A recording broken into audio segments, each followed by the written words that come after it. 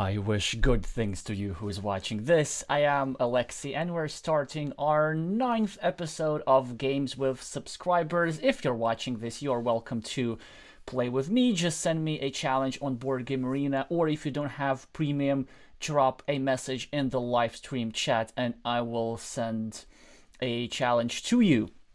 Because I'm streaming this with a 1-minute delay, if I checked my settings correctly, at the start, while the challenges pile up, I wanted to show you a game. We're not going to analyze deeply, it's more like a fun game, but we can still learn a bit from that. It was sent to me by one of our viewers with the screen name Ever, who many of you know as the Mind Sports Olympiad champion of 2022. But it's not about that. It's not a championship game, it's just a regular arena game, I think. And you'll see why I show it. It has something to do with, meeple disadvantages and blunders and recovering from blunders. I hope I didn't reveal too much. So we start with the best starting move. We get the starting player. We equalize. We're playing here as Reds, obviously. Our opponent, I don't know our opponent, but they, I think, are a solid player, like rated around 400 on Board Game Arena. Our opponent takes 2 points. Here I would probably take this city, but instead our protagonist does this, which is also fine. I think this city is a bit greedier. Okay, what else? We're starting a new city. So far, mostly natural moves. Our opponent starting a new city. We take the free 4 points. Then they take the free 4 points.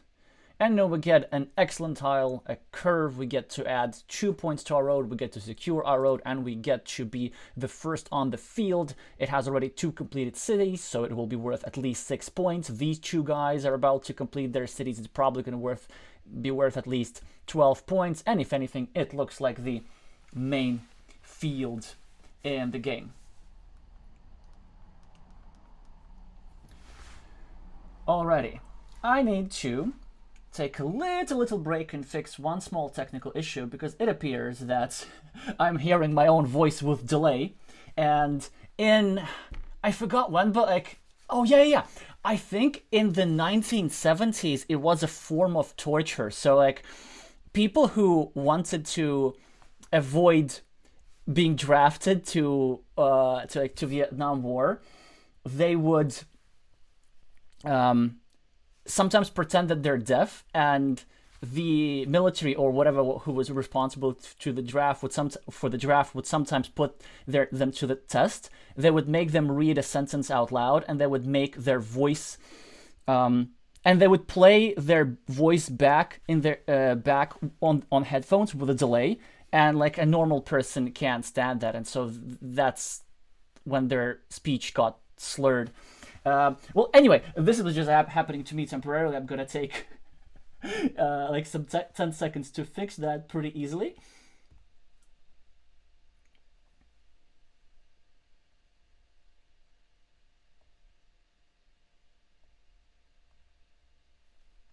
Alrighty. We're playing here as Reds. No. Let's go. Yes. Let's go.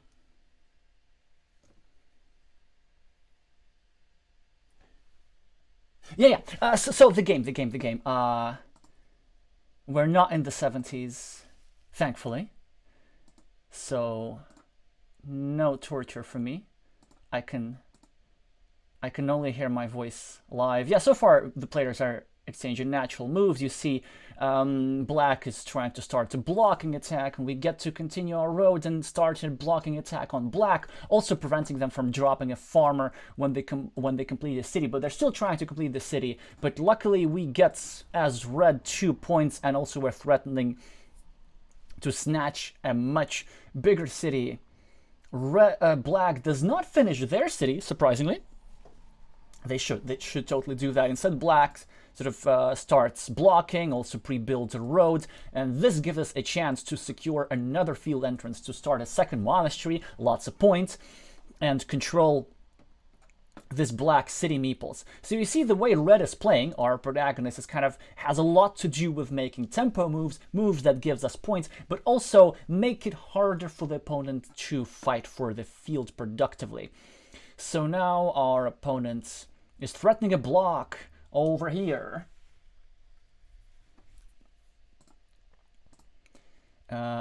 Right here, we continue our city. We also secure our meeple, but unfortunately, our opponent blocks 2 meeples of ours in this area, which is okay still for us, because from this square, if we get the quadruple city tile, which also reminds me of something, I am going to do this just to show you the remaining tiles. Let's say if we get the quadruple city tile, we put it over here, then we could actually grow this ruin, and you see this little bit, if we get another triple city, we could score 3 points over here, and then kind of connect all of that into one big ruin. So this meeple could end up scoring up to 9 points if we get lucky enough. And also, if we don't get lucky, that's okay. This means that our opponent will draw the big city tiles instead of us, and our opponent does not really have a good place to use big city tiles. It's only red who has a good place to use big city tiles. So no, all is not that bad, especially now we get a fantastic tile. We finish a city, and our 9-point field, potentially 12-point field is basically secured. Our opponent finishes a city, and we get to finish a 4-point road, and also all the entrances to the field are secure. Our opponent's trying to complete their city, and here I would probably drop the divider somewhere. Actually, I don't know what I would do. It doesn't matter. I don't want to overanalyze this, but red decides that he's ahead, and he wants to just make sure that, you know, black doesn't get some sort of shielded tile, and he finishes the city for black, but just make sure that black city is smaller, and then there's 2 cities instead of 1 city, and we're adding 6 points to our field, so it's like really great stuff for us. Black, of course, now gets a field entry point, start fighting for the field. Great for them. We will want to prevent this in the future, but first, greedy monastery. As you see, there's still plenty of curves remaining. Curve over here, curve over here, and all these meeples will be back. So red, in fact, despite this trap meeple, has a massive advantage. But it's not over. Black now starts something interesting. Black really wants to block us, and that is why black does not hesitate adding 1 point to us. But okay, we just continue playing normally, and here comes the move of the game.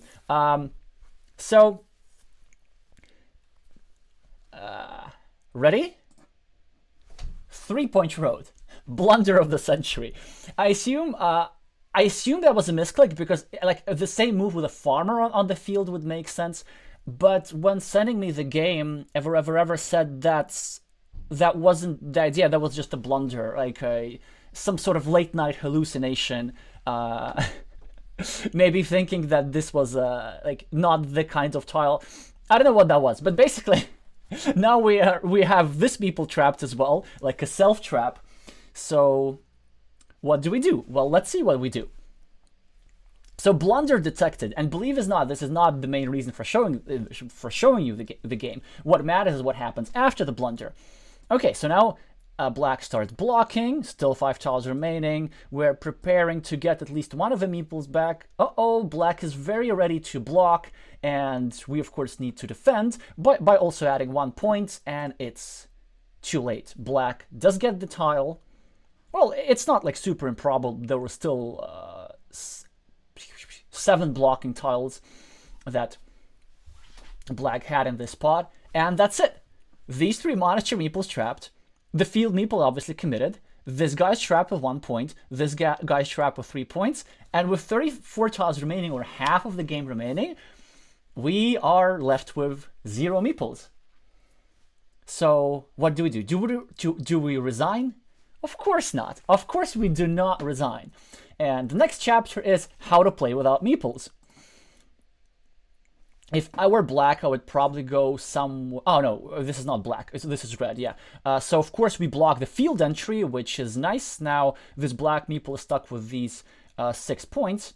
And now we have 18 points over here. By the way, also, one of the reasons why we don't resign is we're still ahead. We're at +5, and our meeples are pretty well deployed. We have 23 points in that area, we have 18 points in that area, and we have, okay, 4 points in that area. But unfortunately, black draws the single best tile in the deck for this position.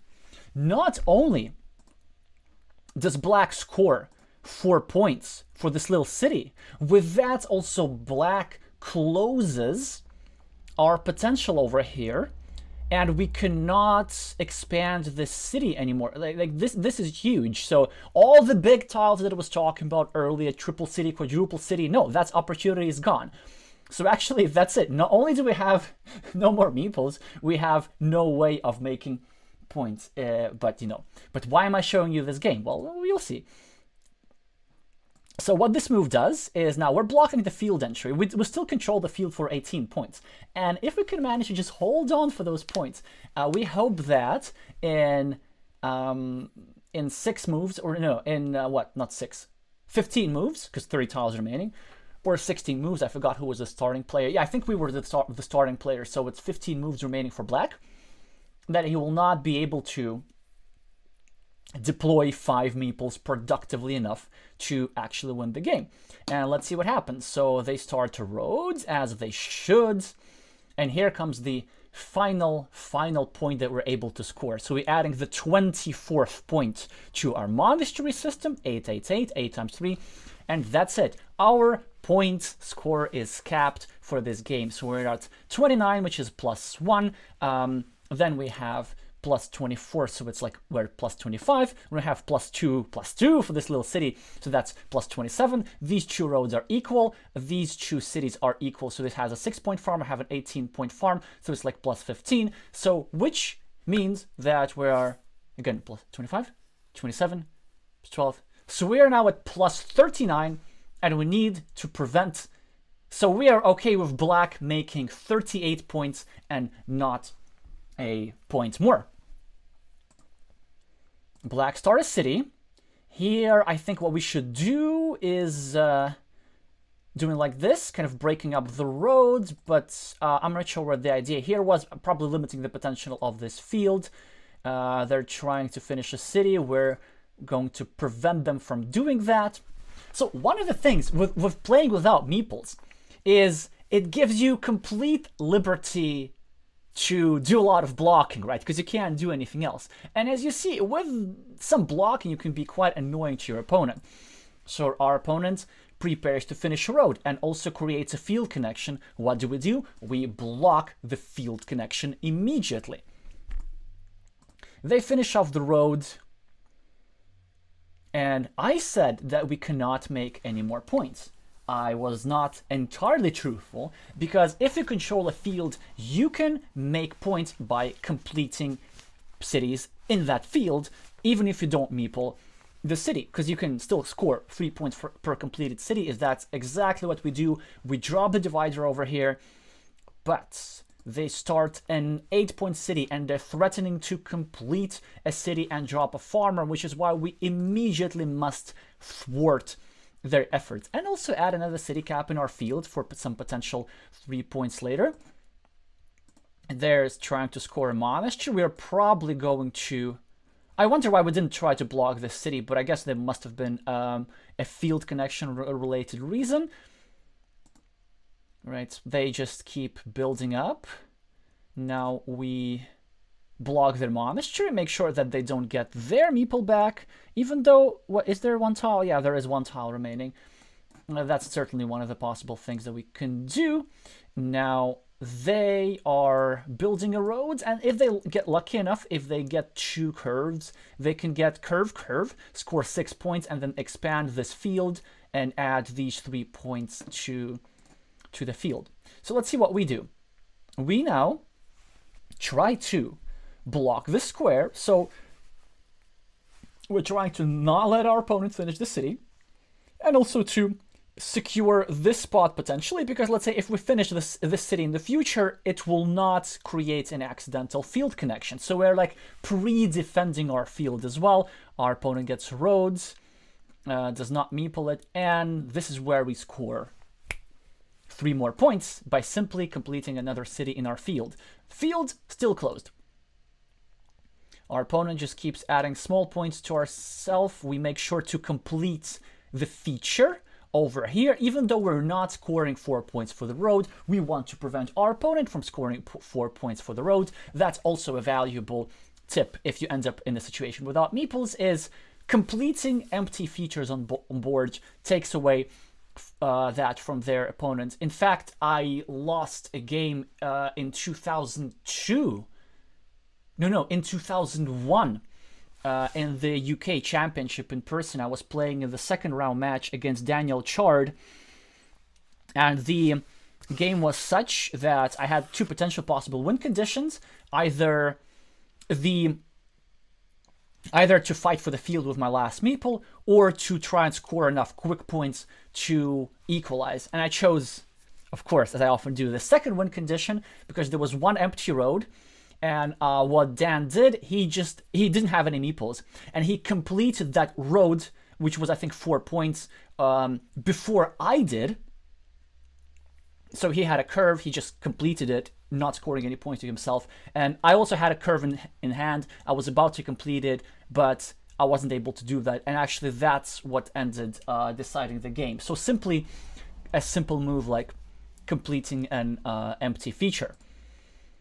But I digress. Our opponent still keeps scoring points and also creating a field connection, which makes me think that maybe... so what probably means they're like not really counting points. Of course, black has made a lot of points, but still nowhere near close to 39, which is actually not 39, but 42, because we also added 3 points to our city. So they should be trying to fight for the field at some point, as unlikely as some of these connections may seem. So they are trying to win with sort of these quick points, but that will not be enough, because we do keep... I think what we did is we blocked this square. There's 1 tile remaining that fits, but not one that makes black complete their city. We are creating a field connection, but at this point it is a bit of a gamble here. Our opponent does not use this field connection. Well, also because there actually were not any tiles, any proper tiles remaining to use that field connection purposely.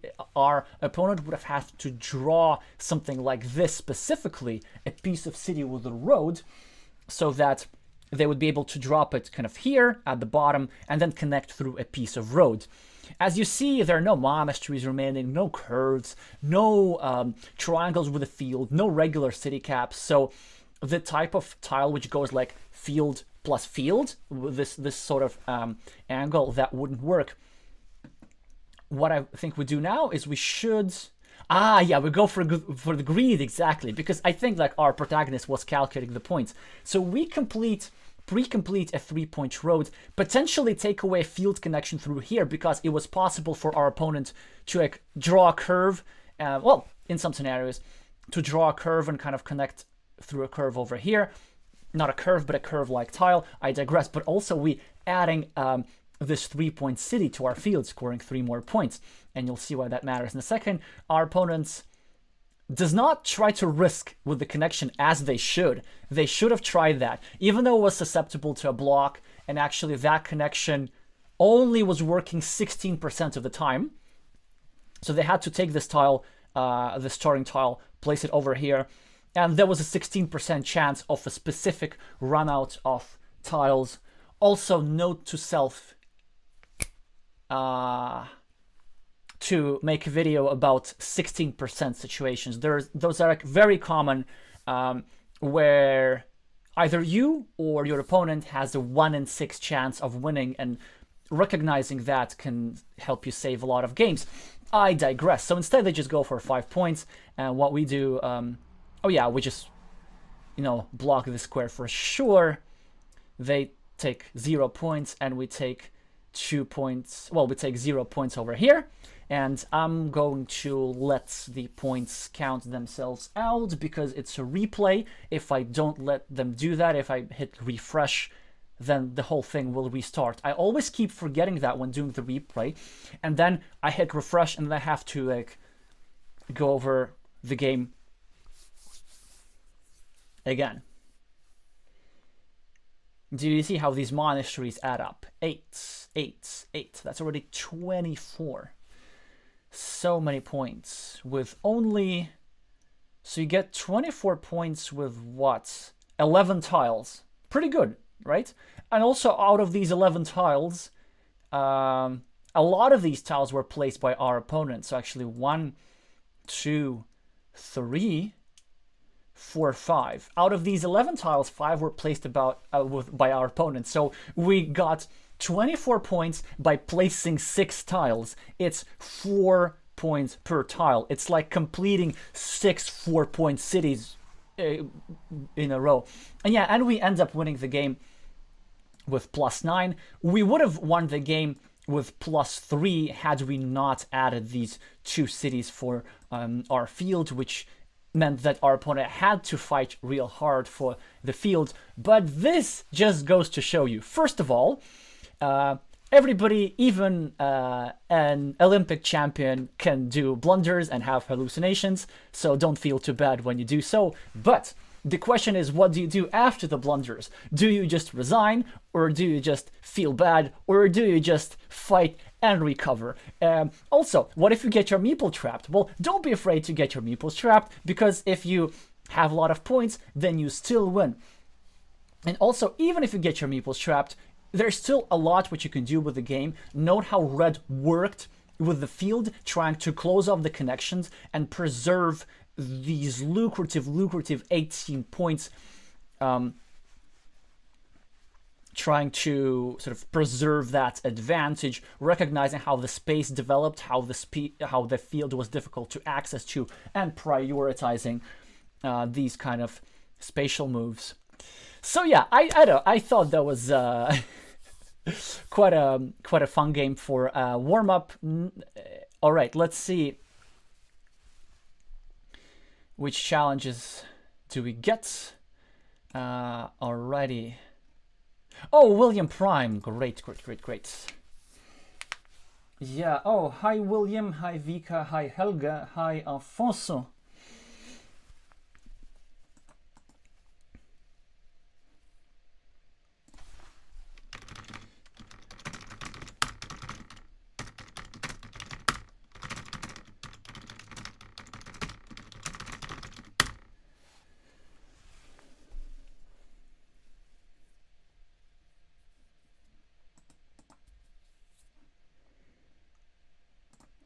Alrighty. So I get the starting player advantage.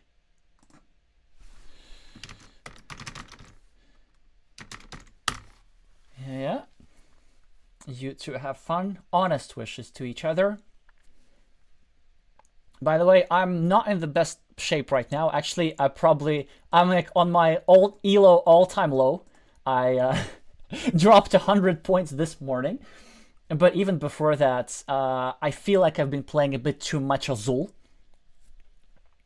which has negatively impacted my Carcassonne game, but it's fine.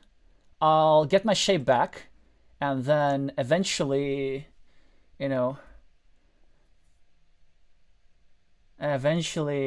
we'll be fine. At least today I play like well enough for you to be interesting to watch. Okay, so actually William here is playing well, trying to create a ruin with these shielded tiles will be worth at least 9 points. So there is no way how we are going to get away without not investing a meeple. But first, clean up the road. Take 3 points, create a connection platform, all these kind of things. Yeah, so our opponent is trying to complete our city, which I think is a bit premature because there will still be a lot of entry points. Okay, so let's say he gets another city cap. Then I still have an entry point over here. But if our opponent closes this city cap, then I'm gonna have like an entry point for the quadruple city. So I think it's a bit premature. Also, this one maple road, I'm not sure about that. That's kind of a bit risky. I will, I will just build stuff, basically. I get a monastery.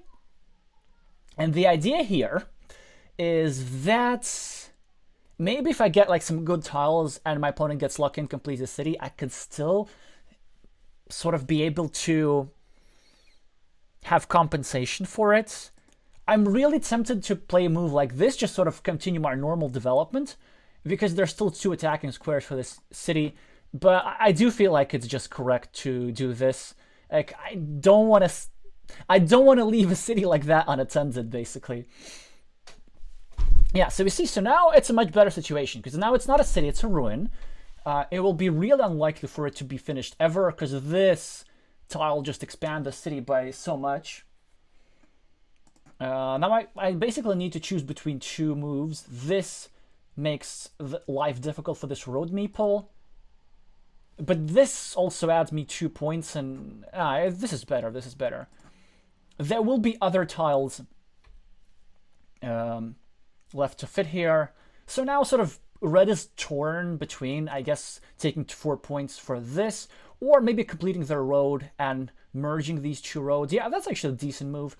It's not a tragedy that these 2 roads are completed. This meeple was not always blockable, because had I restricted it with a straight line like this, then there were still both monasteries with the road, plenty of curve to complete a ring.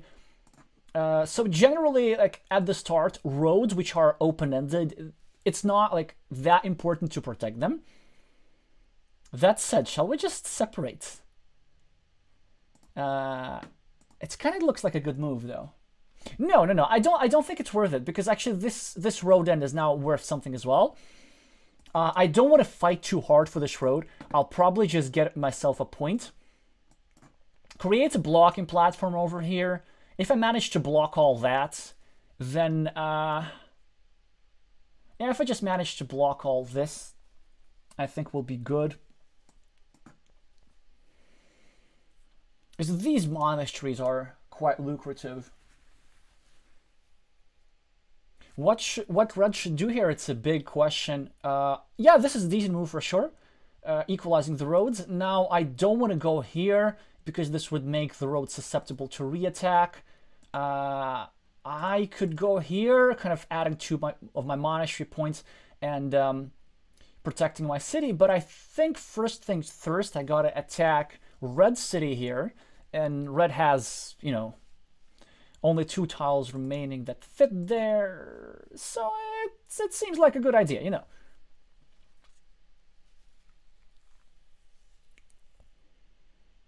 What do you do for red? You could go here. Yeah, great idea. Now, we have 3 moves. One is just simply getting our meeple back, getting out of the way. Another one is scoring 4 points here, creating an attacking spot. A third one, which I really, really like, is doing this. It's kind of an organic way of developing the monasteries. Oh, it's so good, though. It's so good. It's such an undervalued move, like to place a city cap like this to pre-build a triangle. Still 7 of those remaining. But I feel like I want to do this first. Threats. It's all about threats. I just want to make our opponent react.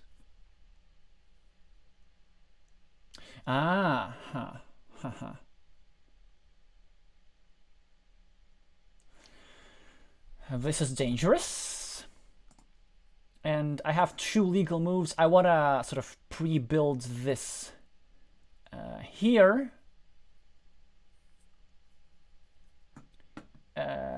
Yeah, that's great move from Reds, scoring 2 points and protecting their stuff.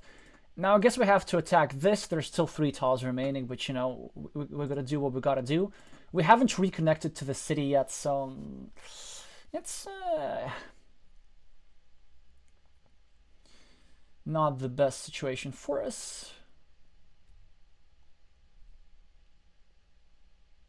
I feel like there's still 1, 2, 3, 4, 5, 6, 7, 8, 9, 10, 11. So it's already good investment of a red's meeple. But probably if we just manage to block this without reconnecting, I think we're good to go. Also, one thing that I'm worried about is the forced quadruple city move. If our opponent gets something like a city cap, they could force me to complete their quadruples, the city for them. Well, you'll see what I mean. But in the meantime, we just score 2 points. It seems necessary.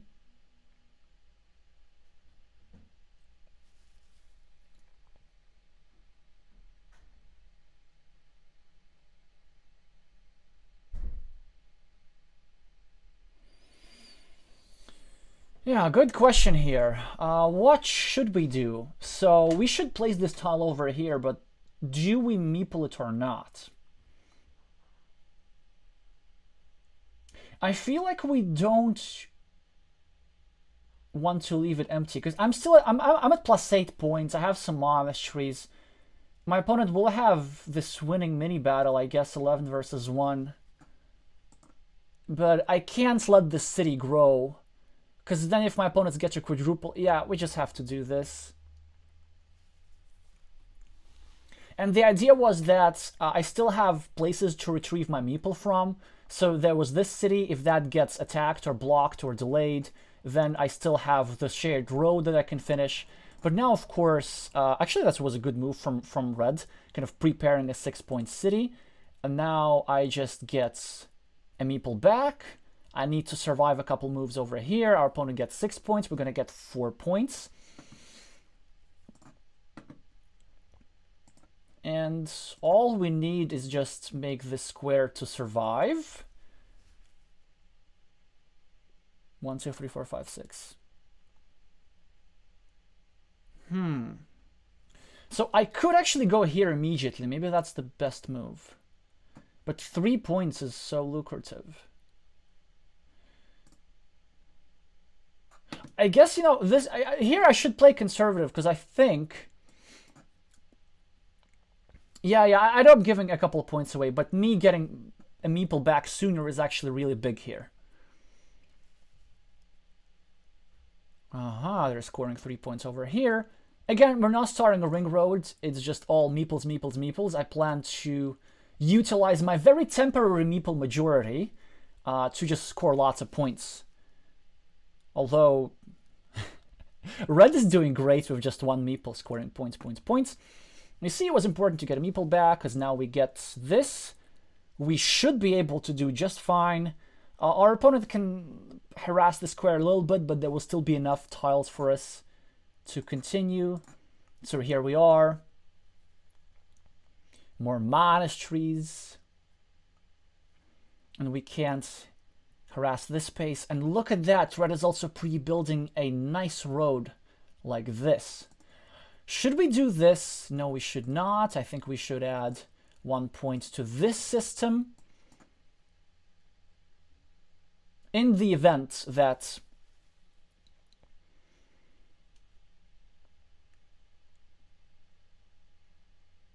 we don't connect here, there's some scenarios how, let's say, our opponent gets a quadruple city tile, puts it elsewhere, and we can block the square, so we get at least a couple of points advantage. Ooh, wow. What a move, starting a 9-point field. That's actually, I didn't see that. It looks like a good idea.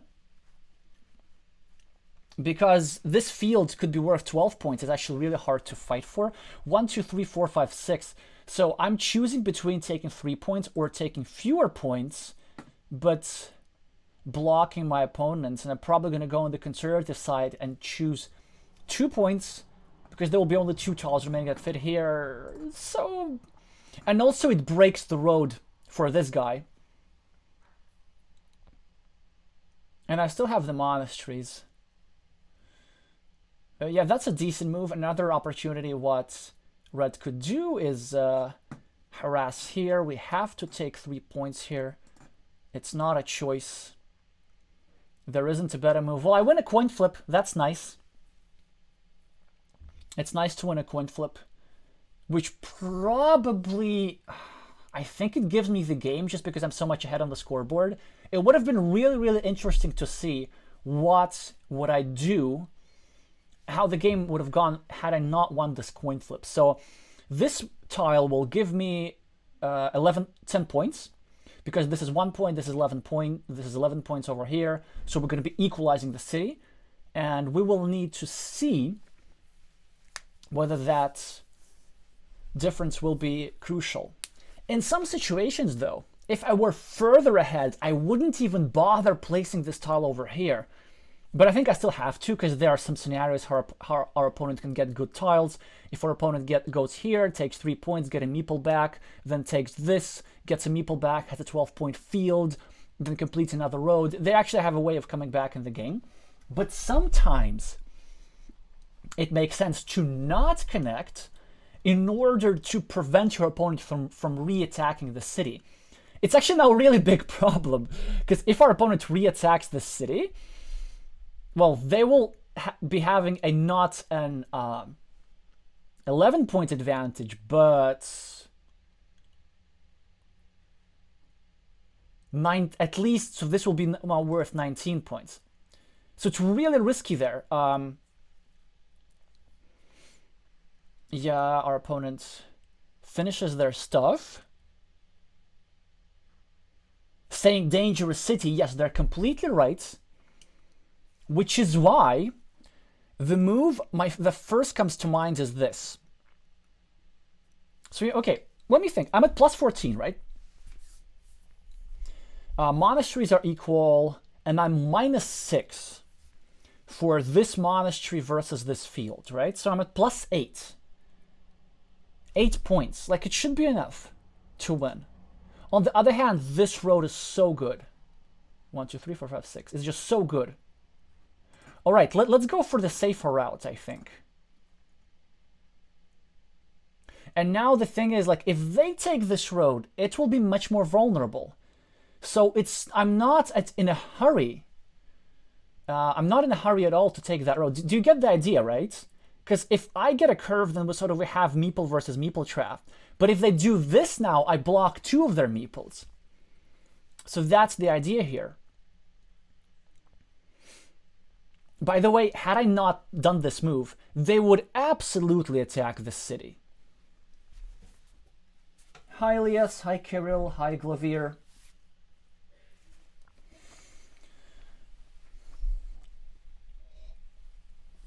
Well, I guess I should actually comment on Red's moves. Actually, Red has been mostly making good moves, you know, like pre-building this road over here, saving the city, finding this 9-point farmer, which I really like. I missed that. This block is amazing. It's really good. But the farmer is misplaced, and I think this will cost Red the game. I was just saying how Red was making good moves, but this is just not the case anymore, because this field's worth 12 points. I wasn't actually going to fight for this field anyway. And if anything, because of the point difference, like I'm still at plus 8, the way Red wins here is Red induces me to fight for the field and then blocks the field connection. So that was one of the possible win paths. Now, what do we do? I have 8 points and a meeple. In this position, a meeple is worth roughly 6 points, I'd say.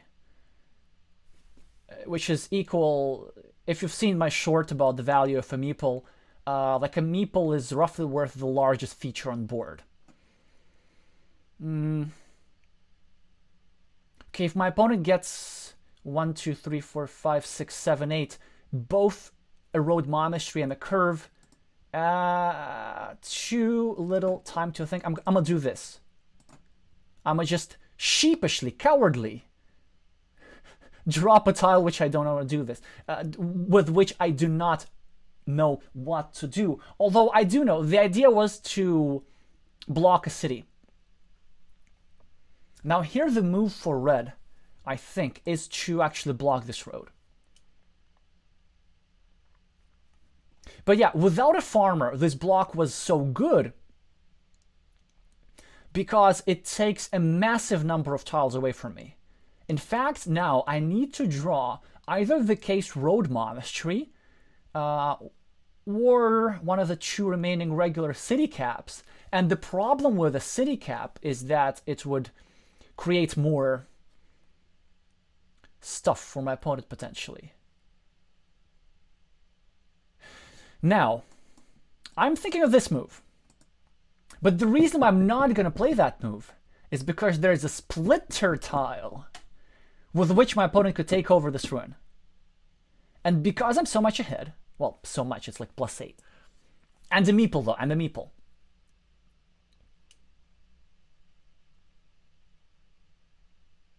I think I'm just not going to do that.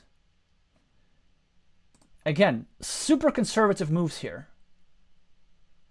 Yeah, with these triangles, I would have had, like, already completed a city, probably. I wonder if I should meeple something. Okay, this is great. This is fantastic for me. Because basically I get to save this spot. Now the question is, do I want to even save my other meeple? Because I could either put this tile here and make sure that I can save both meeples, or I could put it here, but just make sure that there's no road monastery available. And also, because if I put it like this, okay, this is the natural move, which is going to play the natural move.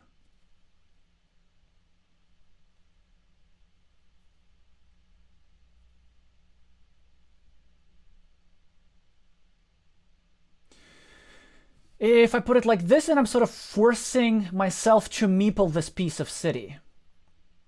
Do you get the idea? Like, I don't need both meeples to win.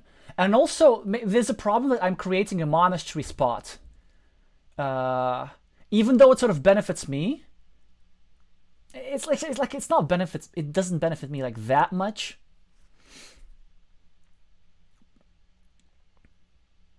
Because what's the point of, you know, winning the game of like plus 20 where you can just win as it is? Okay, so I could go here, like go for the 75% or meeple this.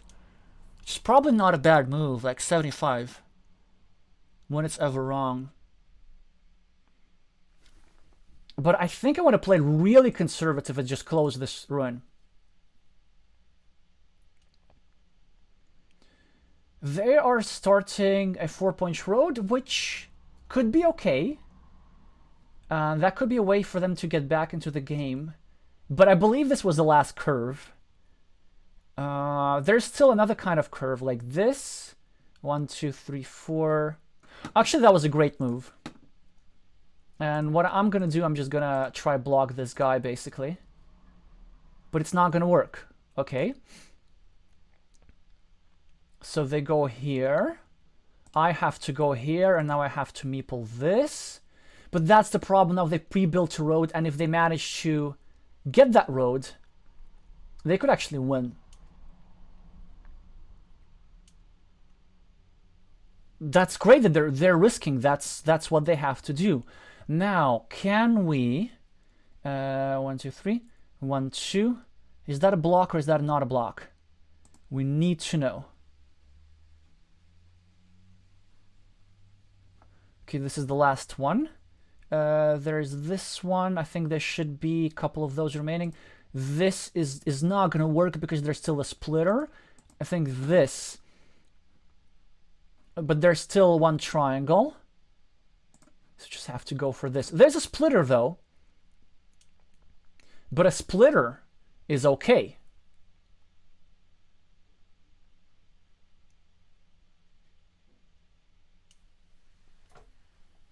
Okay. So, by the way, there are no triangles left. There are no triple cities left. There's just the splitter here. And actually, if my opponent gets a splitter and drops a farmer, that could be huge for them. But I'm at plus 10, a minus 4, plus 6. I'm at plus 8 still. So I think if I go here, I will be at still plus 8. And if my opponent gets a splitter, I will be at plus 4.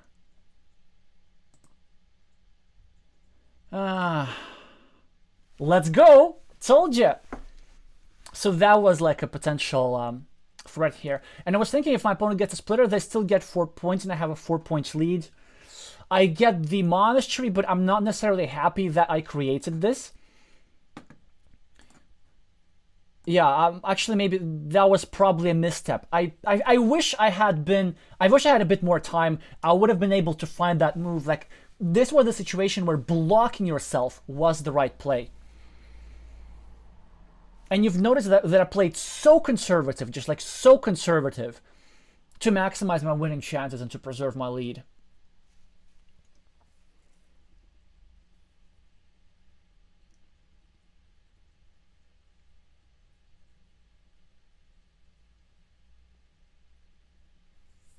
It's now unfortunate for red that the tile in hand is not a quick point tile, but after this monastery, yeah, the game was over for sure.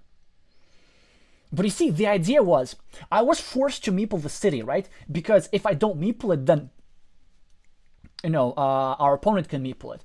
But had I pointed this side down to block the stuff here, well then, oh, good move, by the way. Nice 6-point field, potential 9-point field. I do get the tile that they needed. Wait, I get 5, 7 minus 3, so it's 4.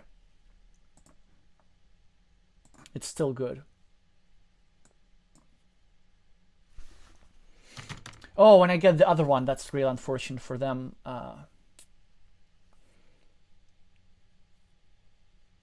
But basically, yeah, like by not blocking myself, I cost myself a couple of percentage points in this game, I believe.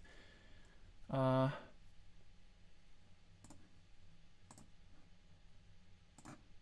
this is just the highest scoring move.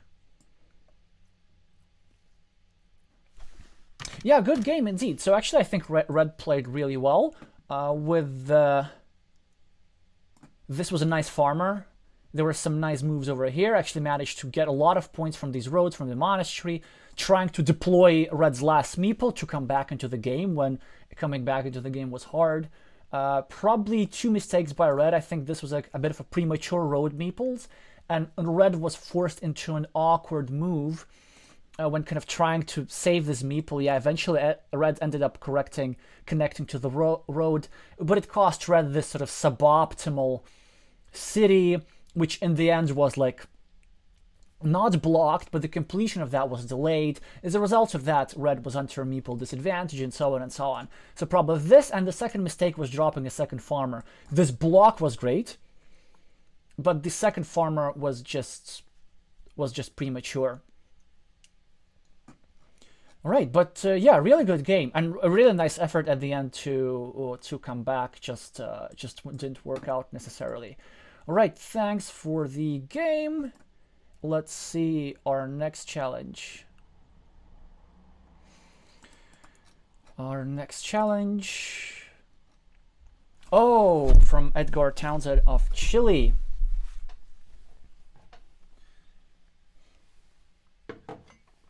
Yeah, now Chile is probably still recovering from a national celebration after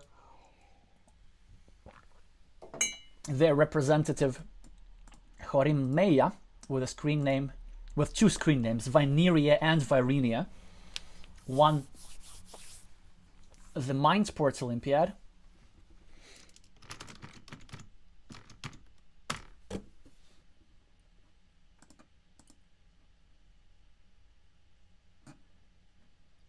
Yeah, that's certainly very inventive spelling of my name, but okay. All right, before I start playing this game, Alphonse was asking, how about meepling the Dorito next to the monasteries? You had 75% to close. If Red got the monastery with the road, he would be out of meeples at the time, and dependent on you closing the city. I didn't want to do that because at that point 75% was not good enough for me. Like, I had to find a way to get as close to 100% as possible. Here it's an interesting opening move. I'm not sure how much I like leaving the empty city cap, because basically blue took 2 points for a road, whereas blue could have just taken 2 points for a city.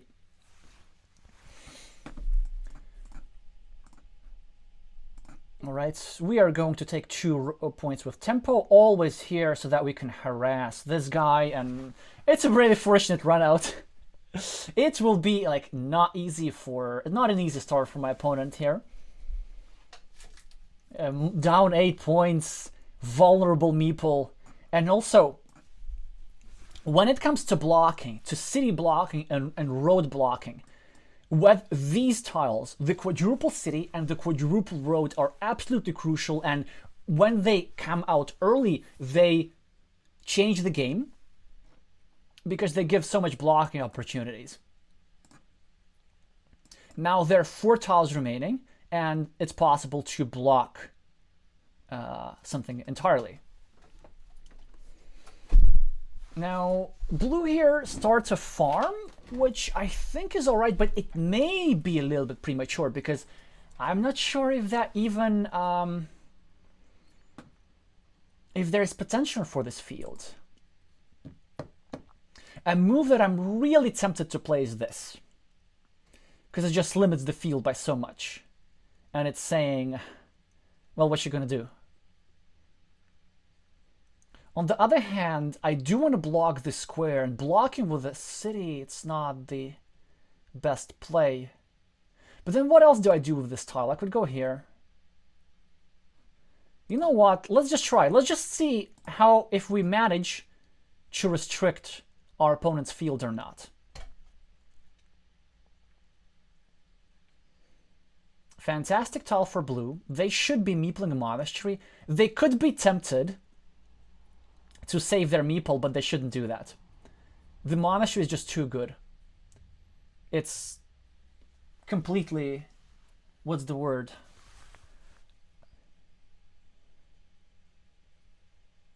So basically, it completely negates my advantage almost. But fortunately, they're trying to save their meeple, and it was not worth it at that point. So at least I'm happy that this threat worked out. It's already, like, if that meeple gets back, that okay. What we did, we created a threat, we forced blue into something suboptimal. Because now we have a square for this tile, whereas if they place the monastery over here, there's no productive way of me scoring 2 points. But this just goes to show you, creating threats is very often a good idea.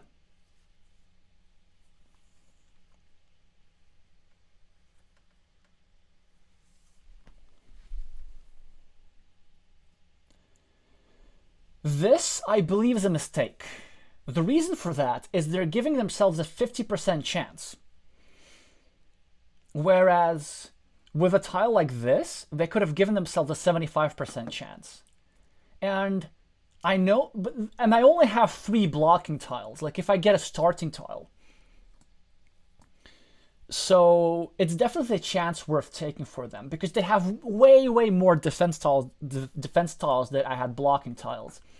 And also, let's say, so if they're afraid that I have a starting tile, then I can still do damage with the starting tile. Like if I had one in hand, I would go over here and then block this meeple instead. This is also like a common pattern when you use one meeple to save another meeple. The first meeple gets saved, but the meeple that you use to save the first meeple gets blocked.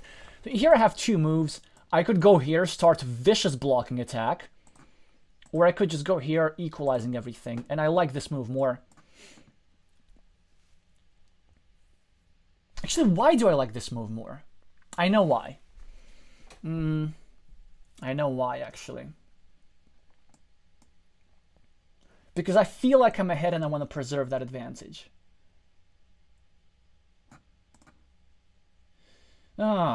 Difficult tile. This is a move. If there were 2 monasteries, or if there were a meeple on this road, I would have done that in a heartbeat. But it looks like I don't have a good move here. I could go here, and this is actually very... Actually, this is surprisingly hard to block. And I have straight road plus Dorito with a curve here. Let's just do that. Yeah.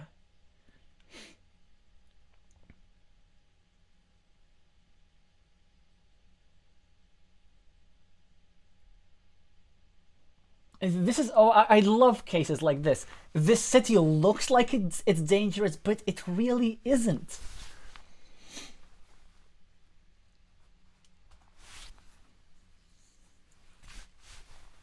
And I've already sort of planned my next combo. What does blue do here? Probably start a city. Probably next to the monastery. Great move. and also controlling the road. Great move. Now what we're gonna do, we're gonna go here. And even though this is vulnerable, we're gonna meeple the road. Because there's still lots of straight lines. And then, after we've done meepling the road, we are going to meeple the field. Even though it's only 6 points, it will grow later if my opponent completes this. Whew. Now I could go here, sort of securing my city a little bit. That's actually quite nice. But ideally, I want to build this with triangles. And if anything, I don't mind my opponent connecting to my city because it's actually not that easy to complete. And also, when I get a straight road, the city will become vulnerable.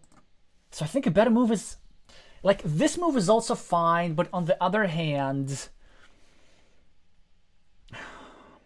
My opponent can get a road end and harass both meeples at the same time. I don't know how much I'll like that. I'm gonna do the chicken move.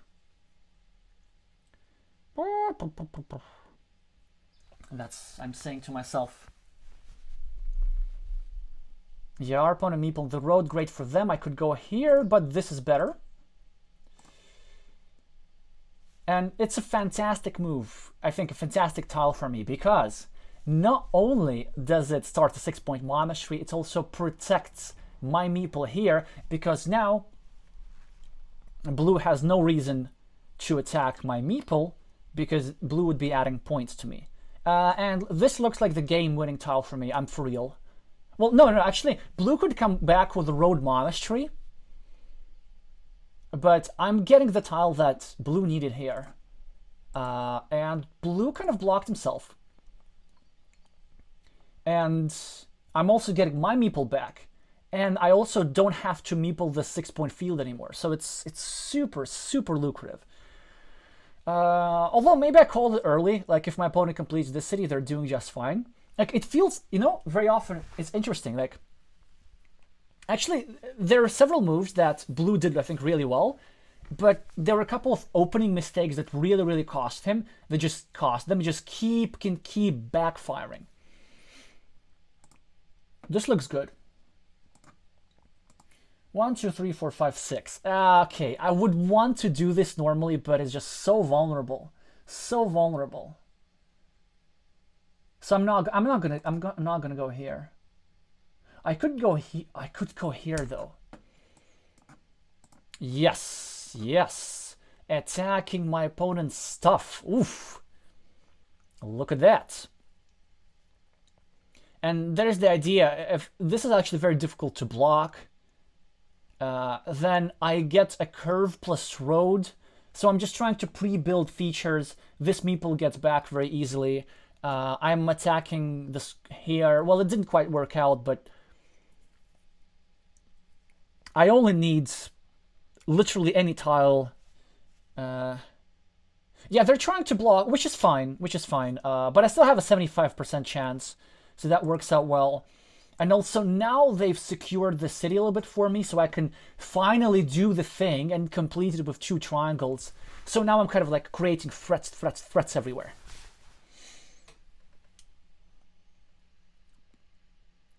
They have 2 strong moves. They could either secure their city, which I really like, or they could try and expand this field, which I also really like.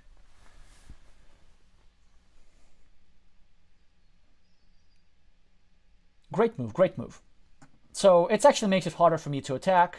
And also, actually, I like this move as well, even though it gives me like the 75% or whatever.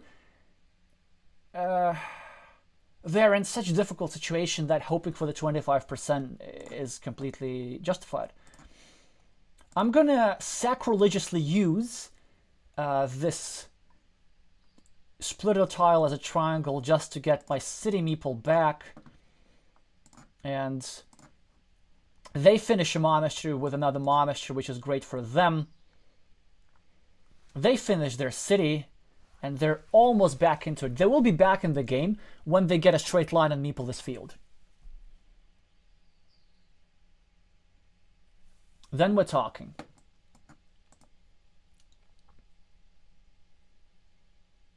And I feel like I don't have a strong move here. I don't want to meeple this field yet. I probably want to do...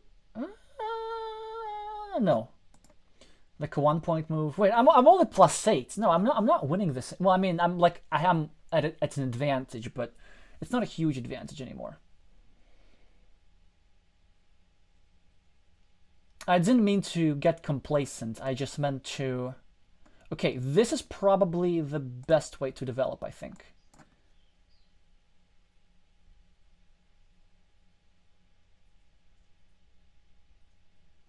And they should be scoring a 3. I mean, they can continue the road. That's fine. They could also score some stuff.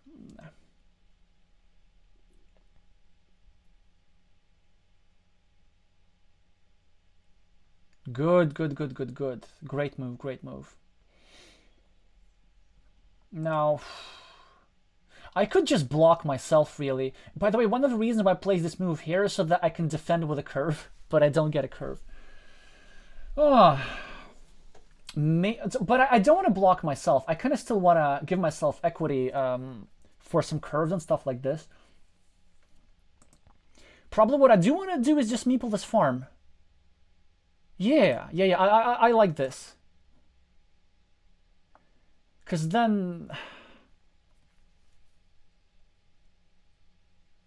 there are all kinds of good things that can happen, basically.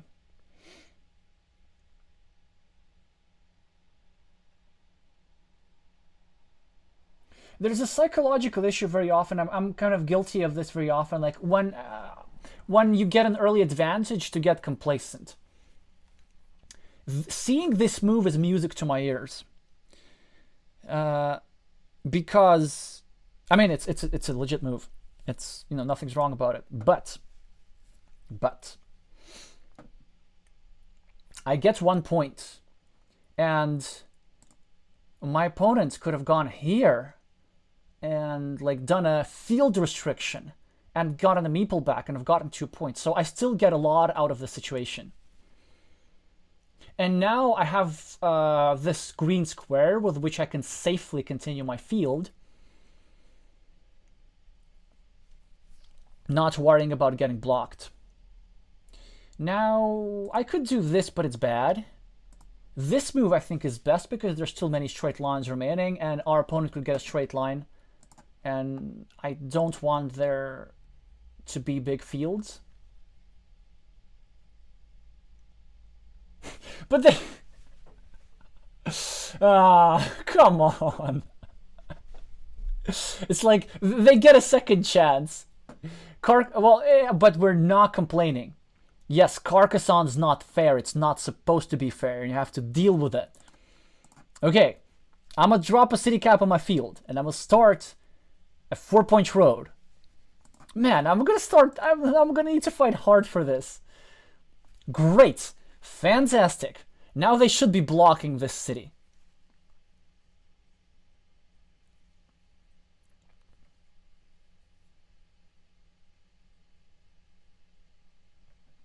I really hope that they try to block this road instead. Oh, they're starting a ring road, which is perfectly legit, although I do have a tempo move. If I get a triangle, I get to do this plus create a blocking platform. Fantastic tile for me. Ooh. I get to build some more cities.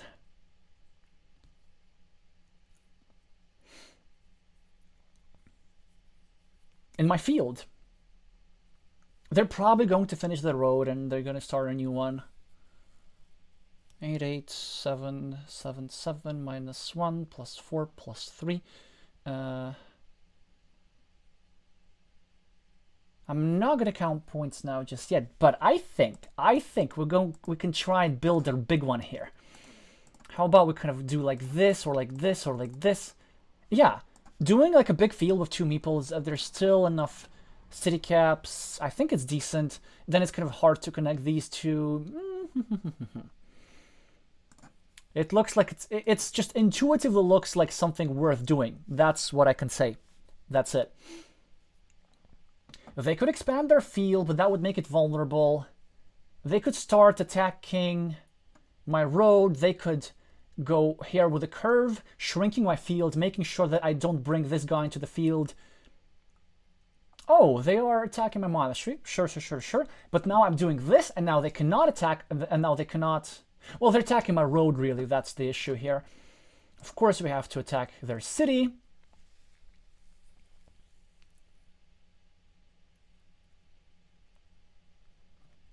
Vulnerable.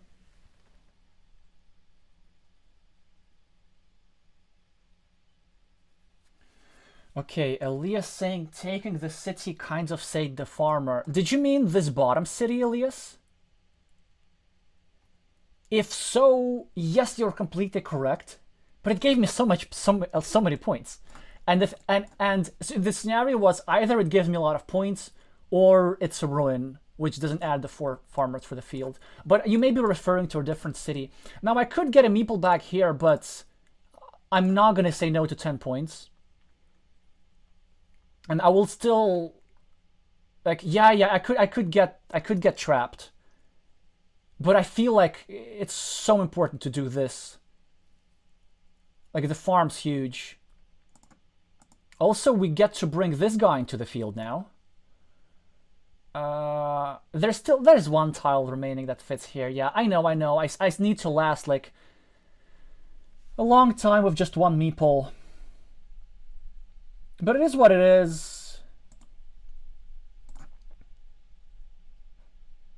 Also, they can't block because they need to save this guy now.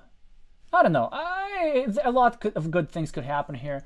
Also, I need to block their monastery.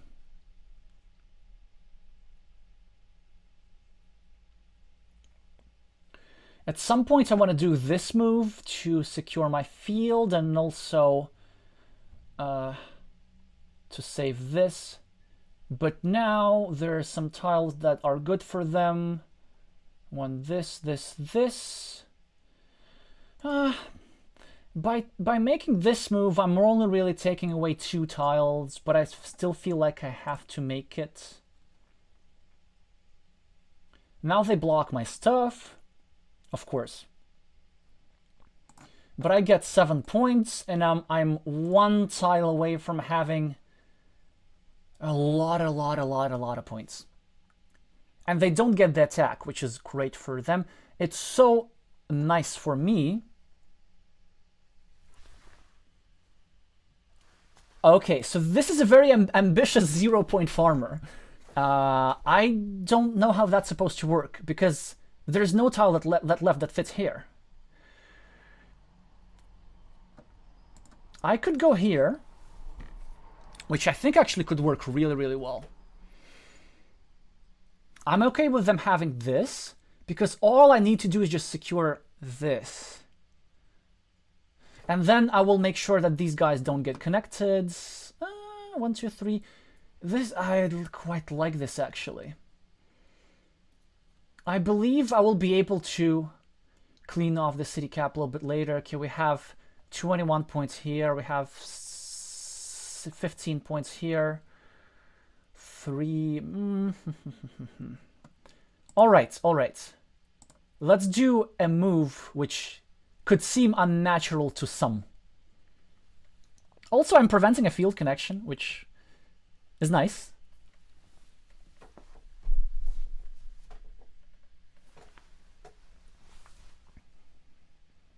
Well, yeah, because the thing is, like, this farmer is playing. It looks like a good farmer, but the point is 1, 2, 3, 4, 5, 6, 7, 8, 9, 10. It was 20 points with a meeple back. I mean, of course it's better than a 9-point farmer. 9-point farmer is just a bit of compensation.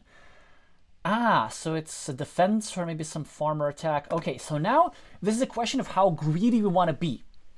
I think a strong move would be to go here instead of here. Because, like, do I even need all these extra city points? Because if I take the 7 points here, I open one of my farmers to attack. On the other hand, I'm opening only one of them. There's no way how my opponent can get both of them. And it looks like something that just cannot be wrong. 1 instead of 7. By the way, got a 25% over here. That's fine. Okay, I need to actually count points. So, like, we're equal 3, 4, minus 1 plus 15 plus 14, minus 9, plus 6, plus 12, plus 18, plus 27. I'm at plus 27. I mean, come on, I can afford this.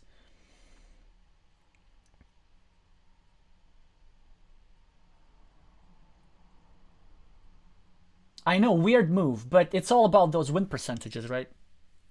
Well, actually, I'm not sure. I'm not sure. Oh, I'm really not sure.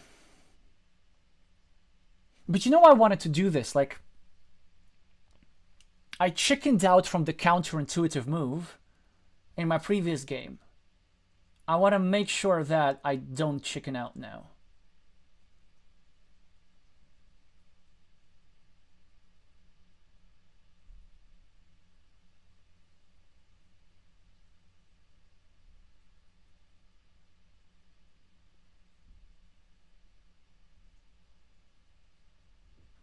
Yeah, but these two starting tiles are huge for us because we don't need to block this.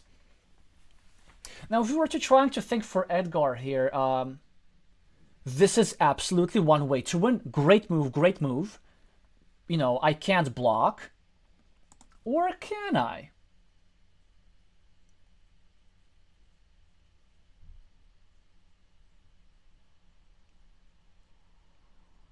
It's a great move. I mean, they have to try. Okay, so they will be not...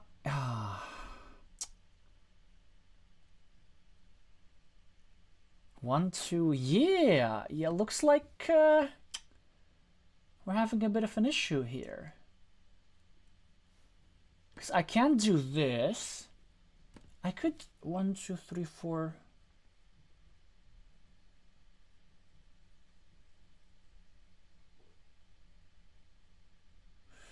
Yeah. Actually, wait a second. How many city caps are there? Well, there's this one. So that's why I can't place this tile here. Okay. Intuition first. This move, no meeple. I think that's the way to go. And now they should attack my field. And pray for the one remaining triangle. Oh, there's 0 remaining triangles. Yeah. That's tough.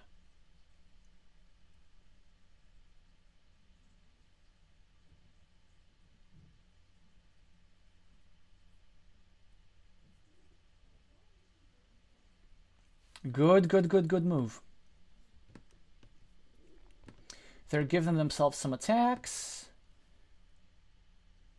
There's still one of those. I could do this, I guess. Are there straight lines? No, we have to just go with our intuition here, basically.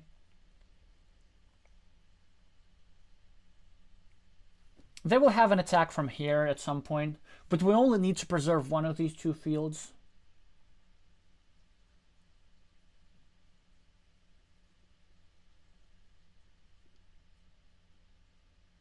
Yeah, the problem with this move over here is that if they're going to utilize the connection from the outside, this will instantly be blockable.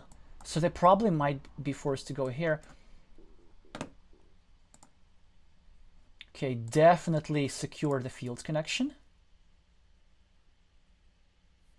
They have to continue their city and beg for the tile that I have in hand. Although there will be another one.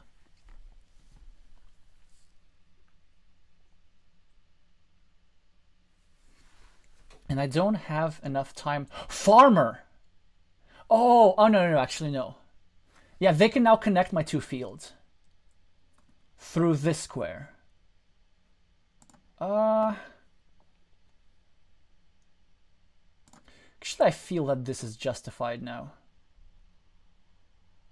And by saying feel, I really mean that. Oh, that's unlucky for them. That's unfortunate for them because they need to use this as a field connection. Yeah, They tried. They did what they could. I just got all the tiles. And now they can attack through here, I guess. Yeah. This is right. This is right. They did lose many important flips. Although I don't know if you can see the chat. All right, let me see. You're having some suggestion here.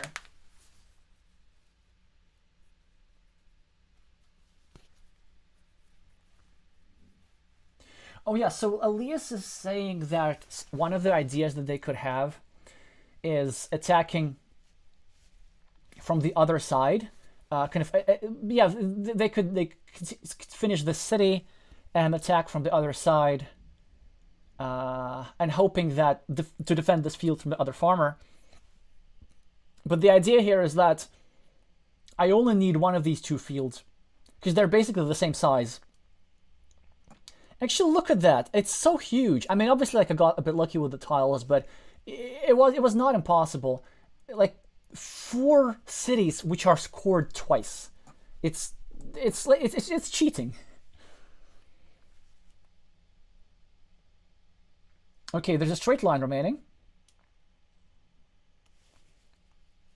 And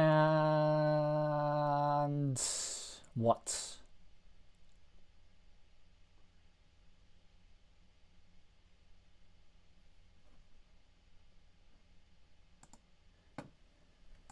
No time to think. I think it might be just another... No, that's not a curve, not a curve. Yeah, there was no way I was going to remember that one.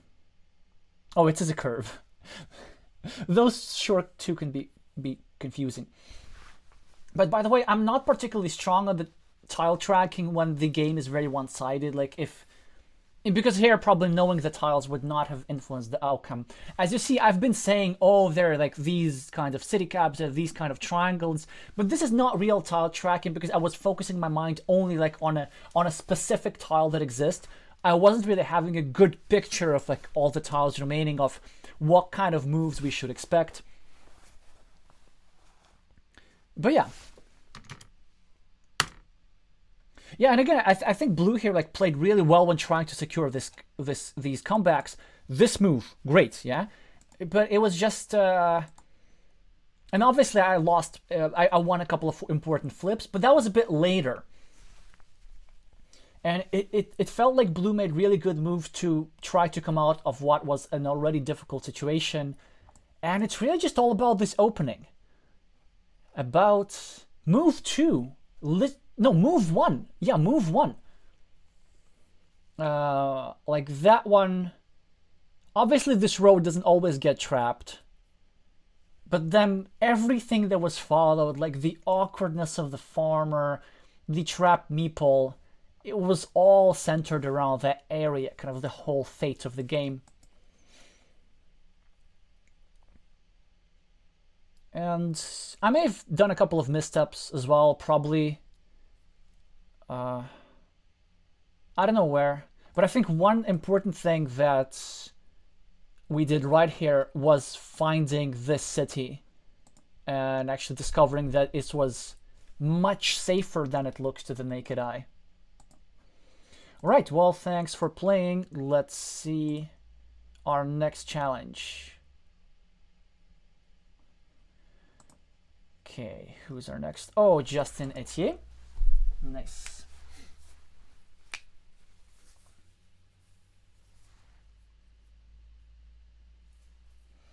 Elias is saying, I think you needed to count City Road XX tiles to see if they can attack the field while defending from the other farmer. Oh yeah, that's the same message. Well, actually, yeah, but I did count that. Maybe I didn't say that fully on stream, but I did. I did see that there were few of those remaining.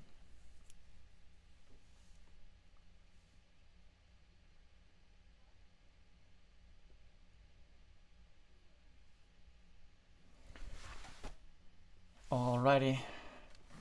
Yeah, not stream sniping. I appreciate that.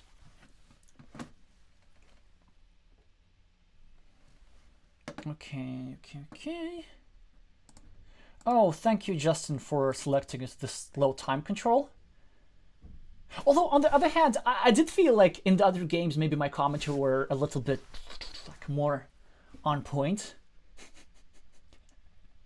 I know that maybe in some longer games, I sometimes sound like I'm falling asleep. But now I was forced to talk really fast. Because if I talk not fast enough, I run out of time. All right, not being afraid to start a city, I can empathize with that. It's a good move. It's just a good move. We're going to take away a monastery spot. Create some blocking potential here. Score 2 points. Broke the monastery spot. That was very important. Because they're not going to be able to build up their stuff organically. Now it's like in these 2 areas. And also very important that this pattern over here, so they place it like this, but then immediately this becomes more vulnerable. Okay, I could do this, but I'm not going to do this because there's still 3 tiles remaining. I'm going to show you this, okay? So this is like a variation of the Ukrainian technique. Normally, you do this when there are 2 monasteries, but any 2 meeples will work. So this 2 versus 2, it just slows the development so much. Immediate payoff, like immediate payoff already. This will be a thorn in their position, and I'm going to get a quadruple city, and another city, and another city, and just build a huge ruin and block everything. That said, this looks like an important move, because it takes away a lot of tiles away from them. However, nah, let's just go with this first. If they finish the city, they finish their city. Yeah, I know it would have blocked their stuff, but I really don't know the probabilities there, and I could have just ended up wasting a move. Well, we have to start the road. It's quite simple here. I think... not sure. Maybe blocking here was a little bit better.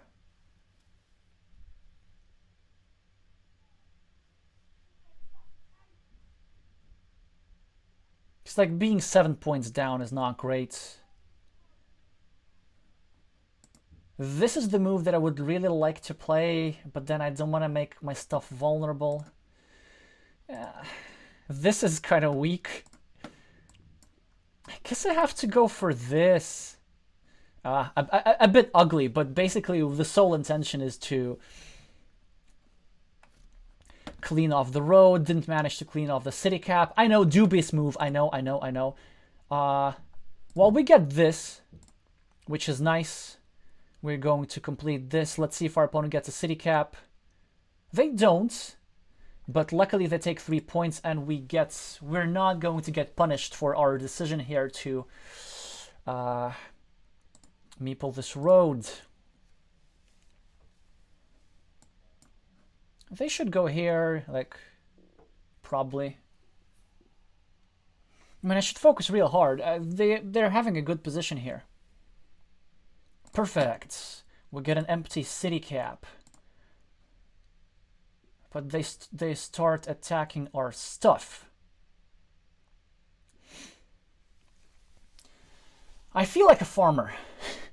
I don't mean that like I feel like a farmer. No, I'm like I'm a massive townie, but I feel like dropping a farmer somewhere. Maybe here, but then I'll be able to do that later, or like here. I think this is good. This field will be important later.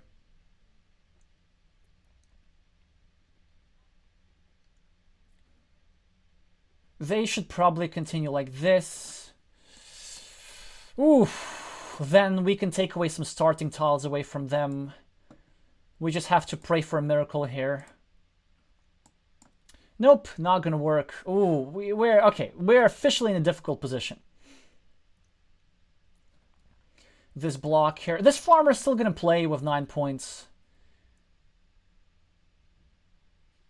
But before we complete it, I think we need to get a meeple back.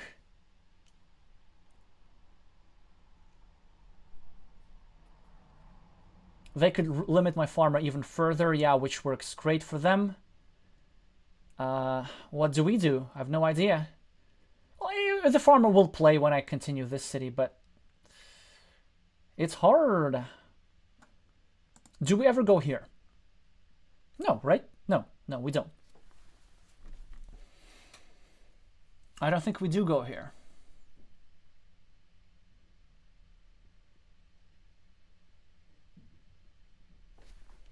But I don't want to go here either to continue the road indirectly. Although it does break it up. It does break it up. Let's actually do this. And we need some sort of actionable move. And you see now the idea is that, yeah, they can prolong the road. But now they will need 2 road ends. They cannot make a ring.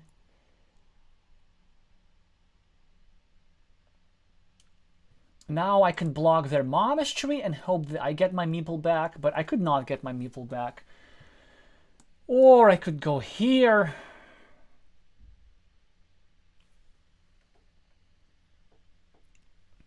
But the main thing will be trying to mount a comeback. In order to do that, we're going to need lots of city caps. Lots and lots of city caps.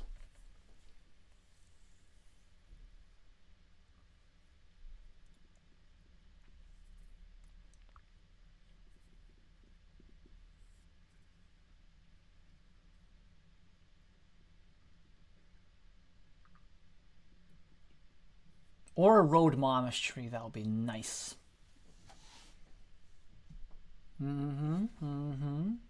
Oof, oof. What a move. Creating this vulnerability for me. If I get this meeple trapped, then I believe that's all she wrote. So I could go here. No, I don't want to do that. It's just not right. It's not correct. It's not correct. Get this meeple back first, then block. Now we should just threaten the block here.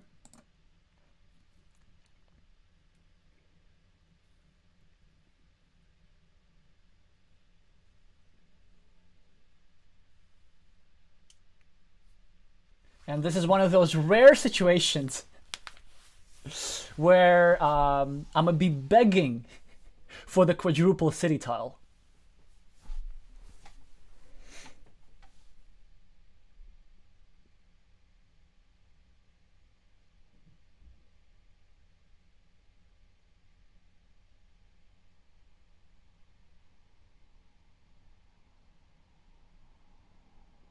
You know, like, I have the feeling that they are going to come up with a good move. Like, I don't know which one. But it's going to be a move that will make me feel unpleasant emotion.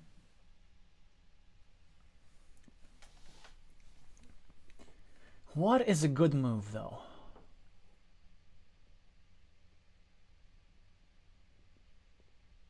Probably just starting a new city, really. Yeah, yeah. Oh, come on. Good move again. So we have several options. Probably if we were to really come back into this game, like, this is the way to go. On the other hand, the odds are so bad. There are still 5 big tiles. There are 6 triangles. And there are 11 tiles that just ruin our game on the spot. Which is why we're not going to do that. We're going to start a monastery here and pray. Yeah, they're cleaning up the stuff. We get out of the way, out of danger, but with 1 meeple only, still a long way to go. Long way to go. Also, a starting tile makes this thing more vulnerable, but I need a curve, I need a straight line, kind of just to swerve here, then block this. This is winnable. We just need another monastery. Monastery here. Straight line curve. Okay, so we do have the block here. We have like a slightly winning mini battle. And then we will need to have this tile.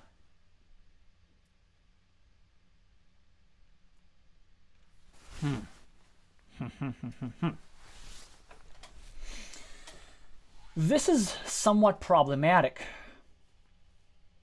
It's a good tile, don't get me wrong. But it's also the last of its kind, which means that my opponent is threatening a block here, which means that I have to do this, but then I also kind of like make it better for them. But I still do what I have to do, right? I could also go here, which would make this thing unblockable, but I would be building their... Monastery for them. Yeah, I feel like this has to be done. It's just something that you need to bite your, I don't know, lip. How do you say that? Like, and just do this. They finish their stuff. I probably go here, but then I can't go here. Because then I will be blocked here. You know, this situation when there's like everything blocked is so bad. So I need a curve there. Yeah, I can't do this. It's just wrong. This is not wrong. This is decent.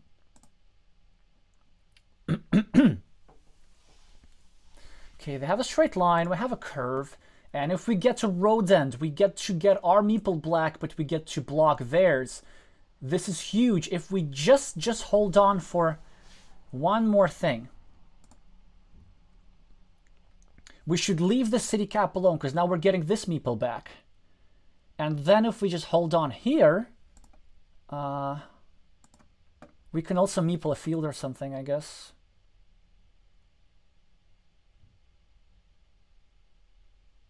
All right, just hold on. Just hold on. We held on. We held on. That was the master plan. I feel like getting some sort of meeple advantage would be the plan here. And the road monastery, which would expand our field here to unreasonable proportions. Okay, I'm gonna need some suggestions from you how we can win this game, right? I don't know what to do.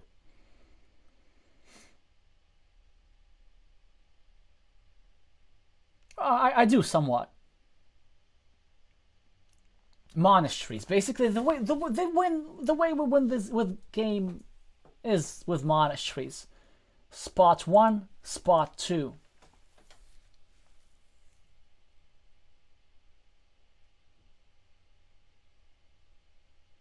Also, do let me wrong. Do you think I did anything like wrong in the opening? Well, sort of this move seemed a little bit iffy.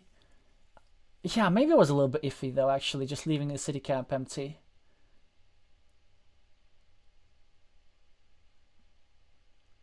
Probably just finishing this would have been fine.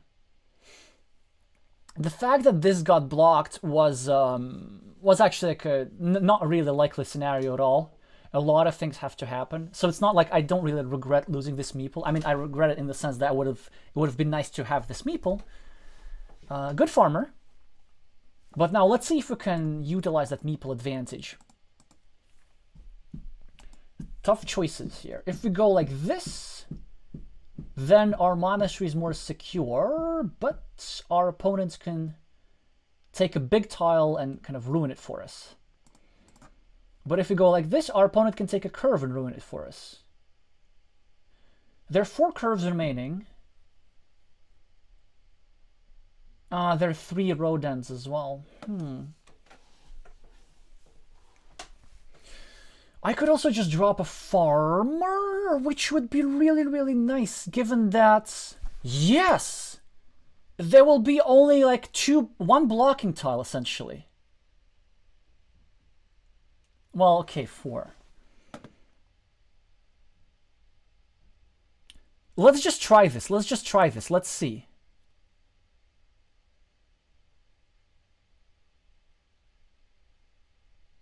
So far, so good.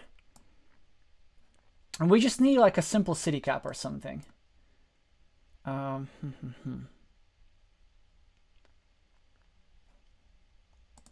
This could work well. Oh, yeah. I don't know, maybe I need to do this as well, actually. Block and platform, yeah, that's probably important. That's probably important.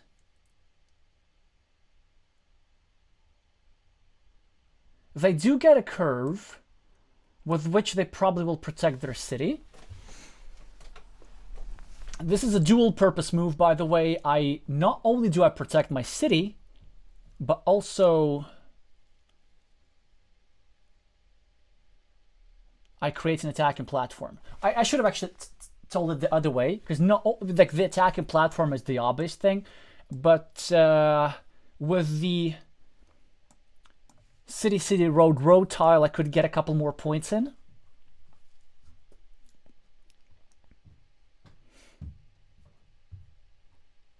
It does seem that this game is no longer unwinnable.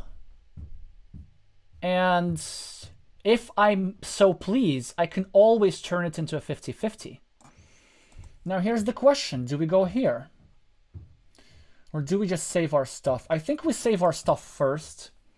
Yeah, our opponent, like, we'll still have an opportunity, and there's still a splitter left for this. So let's just go here first. And then we're going to try block our opponent. Or will we? Okay, if we go here, there's like one tile remaining that fits well. There's also those, but then they open their city to re-attack. And it does feel like it's a good restriction. Another thing that I'm hoping to do at some point is go here. Attacking this field, and also really just creating a flip for a monastery. But I feel I need to hold on to my meeple advantage. Okay, but now it's a great that happened, because they now are forced to continue the city in such a way that opens it for re-attacking. So we do go here and hope that they do not get a splitter, basically.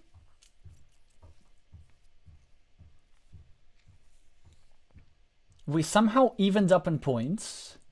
3-3. 4-2, that's +2, that's the difference there. Huh.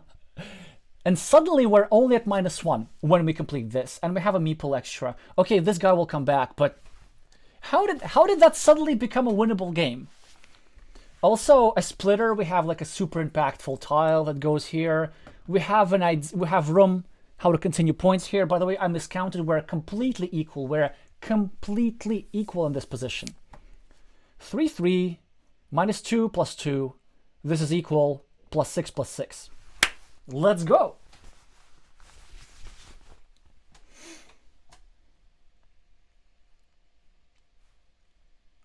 And then if we get like a splitter or something, we can always have a comeback. You know what would be a ginormous move for them? If they just go ahead and meeple this ruin.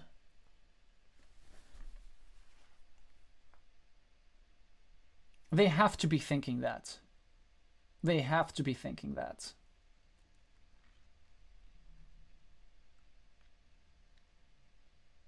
Or maybe they want to protect their road meeple.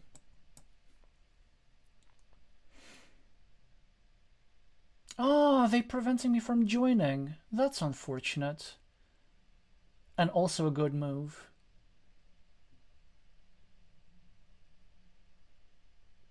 Yeah, you know what? But if I get the monastery with the road, there will be a way to utilize it. All right.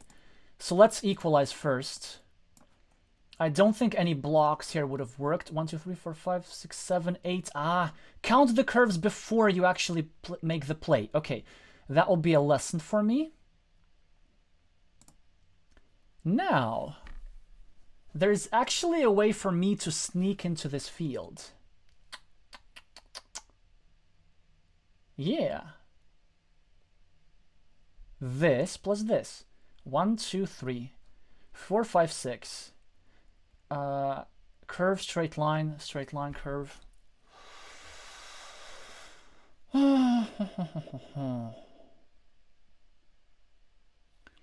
But I also feel like expanding my field is generally not such a bad idea.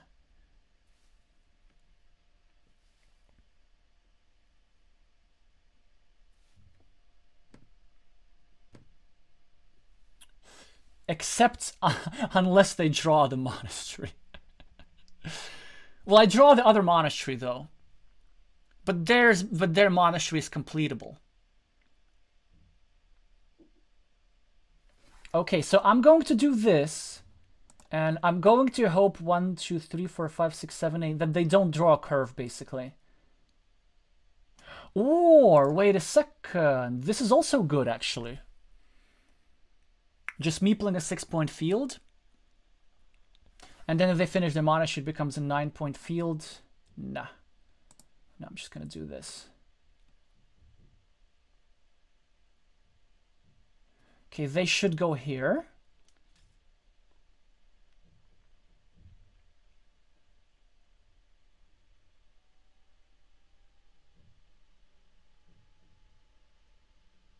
I don't know if that's the best move or not, but they should take this ruin. They should absolutely be taking this ruin. Again, we're only at -1.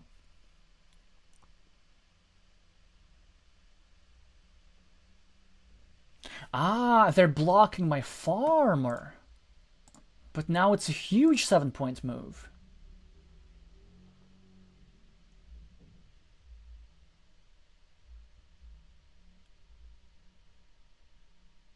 Okay, so they're gonna... Yeah, they're going to attack. They're probably going to connect. I could either re-attack, but 1, 2, 3, 4, 5, 6.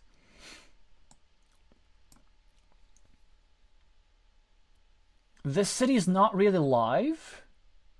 But it's a good ruin. It's a good ruin, right? And also there's a way how it can make more 4 more points with a quadruple city tile. So I believe that's all the rage here.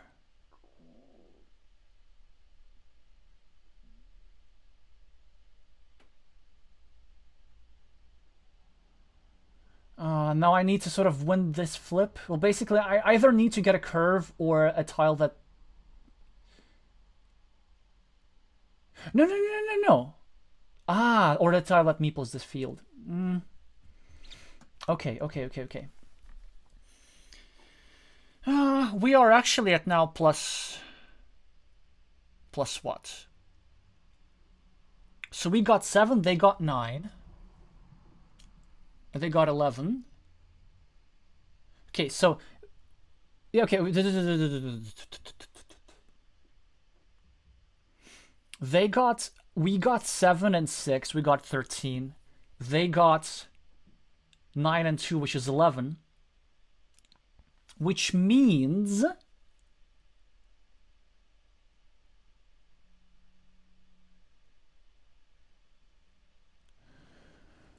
that I'm at +1. It's all gonna come down to that curve, isn't it? Do I want to create chances for myself here? Or is it chances for my opponent?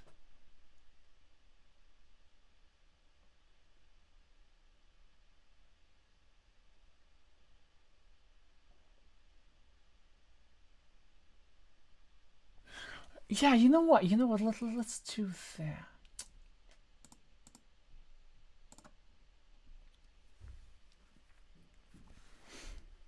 Now, yeah, okay, it's 4 points. So I'm at -3 again.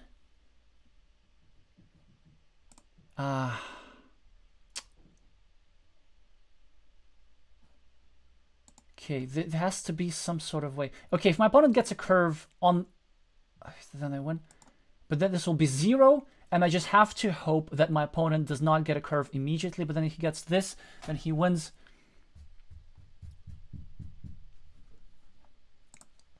Or that's also a move. I think the remaining tiles are triangle with a road, simple curve, and a straight road, right? Oh. Don't think I have a win path. Okay, okay. I'm at -3 now. If I do this, I am at 1, 2, 3. I'm at +2. No, I have to do this. There's no other way. And they have to take a... Never mind, miscount. Yeah, that's it, that's it. They do take these huge 7 points. I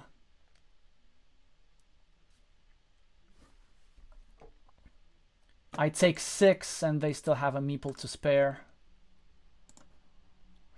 I don't know, maybe, yeah, maybe I had to just drop that farmer.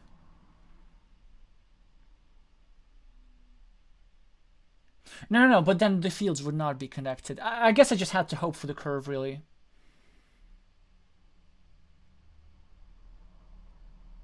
Well, I got 2 out of 3 tiles right, but I believe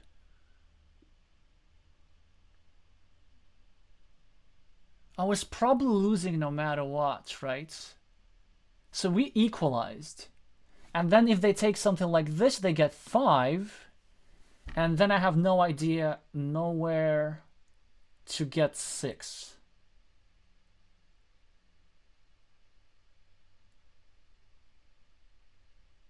Well, we tried. I think we ended up being close. This ruin does seem to be okay for me. There were a couple of flips that we had to win. Do let me know in the chat what could have been done in this game. And yeah, and also like it doesn't help that my opponent played well. Wait, what's wrong with me? Why I lost -13? But surely that wasn't like that much. Why is it -13?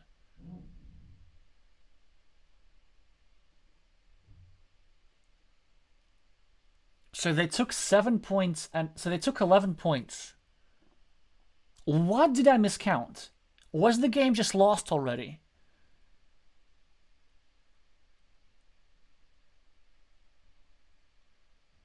I am completely clueless here. Maybe at some point later in the game I forgot about this monastery, but I felt that it was like completely equal at some point. I don't know. Well, anyway, still was an interesting one, trying to recover. Don't like the loss, but that is what it is. Yeah, well played, Justin. All right, let's see our next challenge. So we're probably gonna have like 1 or 2. Oh yeah. We have to, I guess. Oh, it doesn't let me do this now.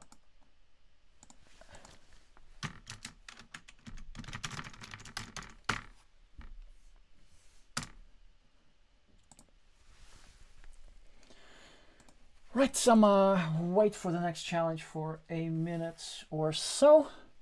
I guess at this point in the stream, it does not necessarily have to be Carcassonne, preferably Carcassonne. Also, I gotta remind you to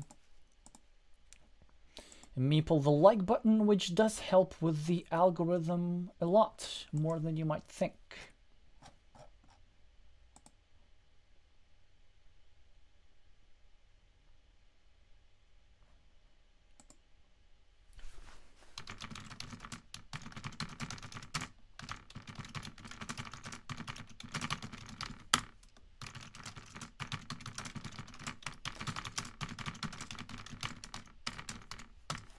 Oh yeah, by the way, next week I'm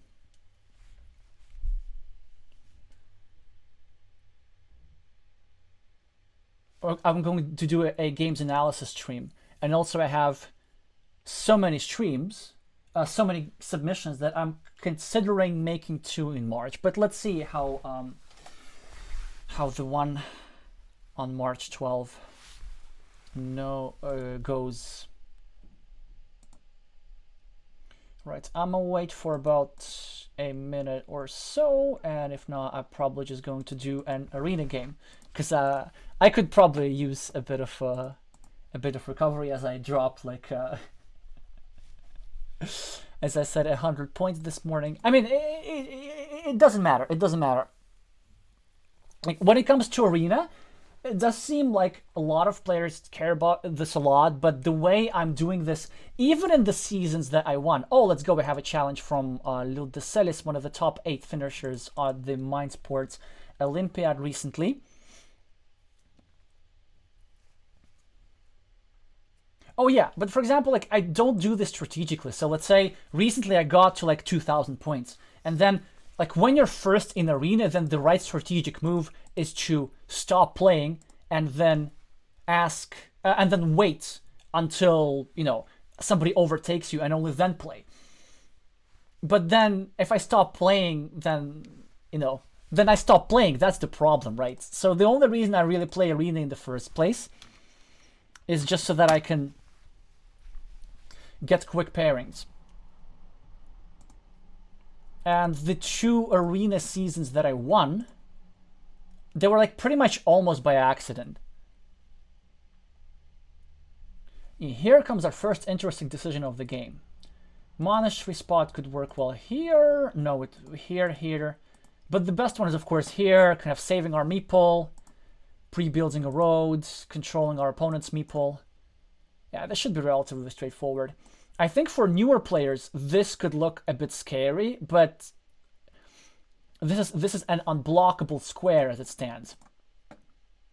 Right. Principle of 2 cities. Important to adhere thereto. Now we're gonna block this guy and do all kind of wonderful things.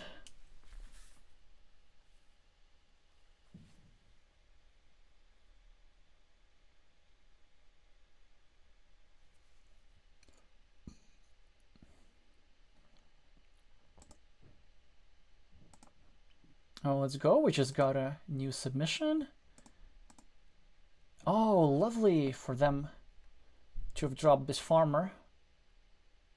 And they will try to block my city. I almost played this, which would have been just horrible. But what can we do? I guess it's just this, really.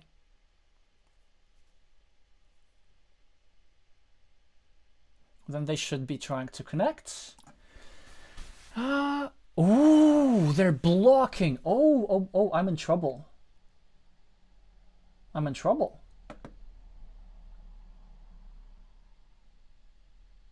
This is one of those instances where actually blocking is quite decent because there's only 1 tile remaining if I do like this, which is why I think I'm going to do this. I still leave myself 6 tiles. They now cannot block me with road tiles, and I'm also shrinking their field. And I'm also about to probably lose this game. If they get a city tile, then that's it. But I do feel that that was still necessary.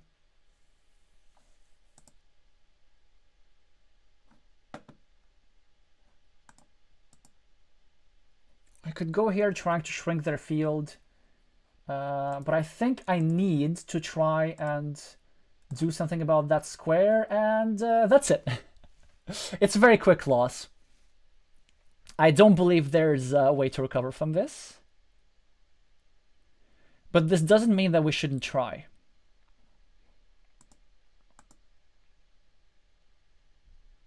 In fact, actually we're not losing any meeples. So let's say this city is blocked, but so is this potentially. This road is blocked, but so is this field. This monastery is blocked, but so is this potentially because we're controlling this square. Like, we could block that, actually. Now I'm also trying to... I will try to block their city as well.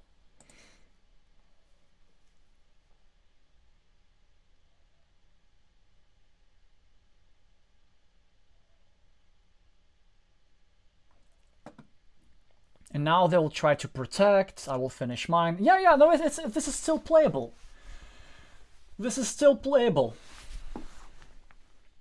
Unfortunately, this is a very strong move. It does increase the probability of them getting their meeple back by a lot, but not after this tile. This is huge, because now this just gave me like a lot of blocking tiles. I need to get a splitter or a triangle. A splitter would be best. Do I finish the city yet? Or do we wait? We wait. We wait.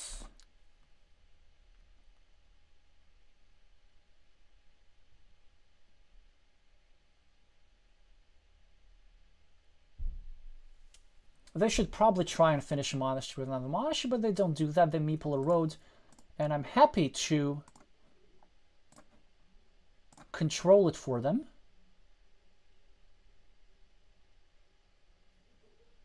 Okay, now we're talking, now we're talking. We could actually make something happen here, but the question is, do we meeple this field? I feel like we sort of have to, because sometimes this connects here, and if it doesn't, then this Yeah, I feel like it's a good idea. It's a good idea to do that. Because if they get a defense, then I get compensation. All right, so first of all, we block this, and we have a field on our own, which could develop nicely. We just need a city cap here quite desperately. We're not going to do this. We're going to wait for a better tile. We're going to go here. And if they do something like this, then they also... Wait. Like, if they actually do a straight line, putting it here will be a strong move. But I will just hope that they don't find that move. So let's see if they find that move.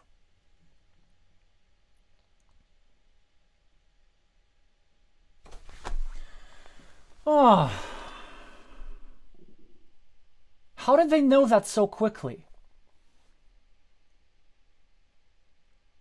Because the idea that it actually like protects their city, even though it looks like it's attacking their city, it's actually protecting their city. Could do a couple of things. We could go here.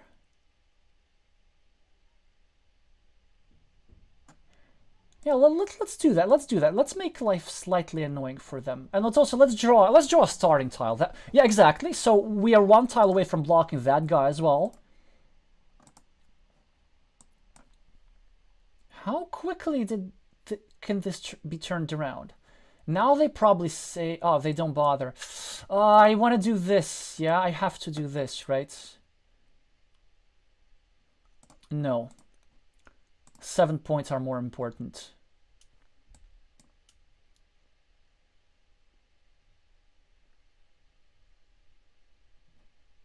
Because it's a splitter, it expands my field by so much.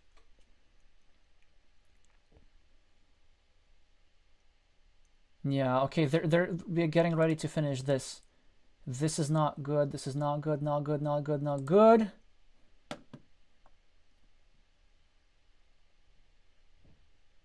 Well, I guess there's nothing much that we can do other than this.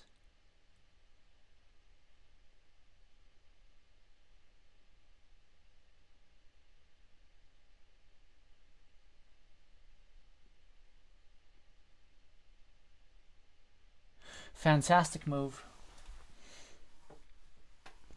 Pre-blocking. Now if I do this, it actually doesn't do anything. It only saves them. What if I do something like that? Pre-building a road, expanding my fields. I like that.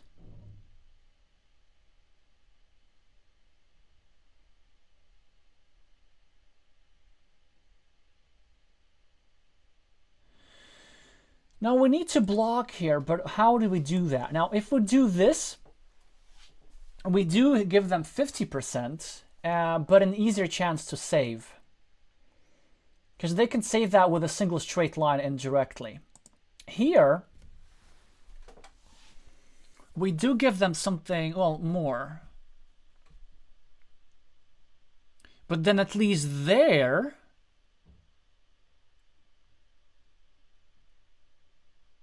yeah, this is the move, this is the move. So it's not really about the probability. Oh, that's great, they sort of pre-build their city. But we're going to farm this. And look at this. This move blocks their city.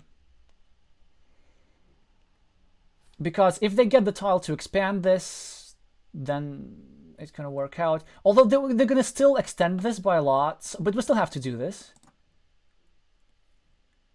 We still have to do this. 1, 2, 3. Now I'm super tempted to go here and meeple the road.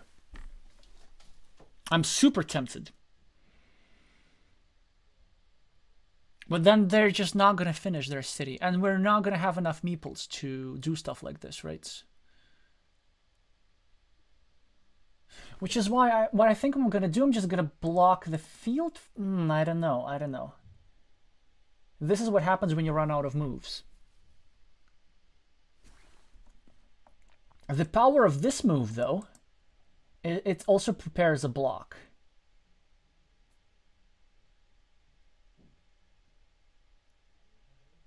Now, I do feel like I need the meeple for something important, which is why I'm just going to take 1 point.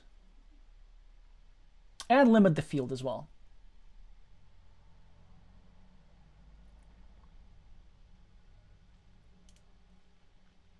Now, I could either take this, 1, 2, 3, 4, 5, but I need this and I need this. Ooh. I think I need to do this first. Yeah, they're gonna go here. It's fine. Well, at least they limit their field. We're gonna go here, expand our field. Now we need a curve to block this piece.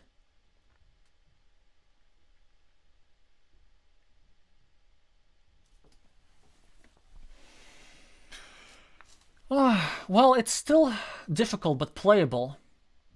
We have a 9-point field. Okay, candidate moves. We could protect this field, which is strong. We could meeple this, which is also strong. We could go here and meeple a field, which is also strong. We could go here, take 1 point, which is kind of weak. I think I do this.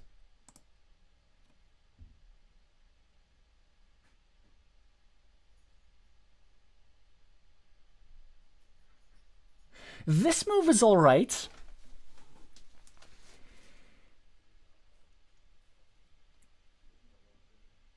But I can always, I guess, reconnect from this side to the field. Okay, what's more important? Man, this does look good, though, if I meeple this monastery. But I also have to do this, I guess. Wait, let me see. I'm at -6. This is equal. +1. +8. +11. This is equal. +8. +3. -4.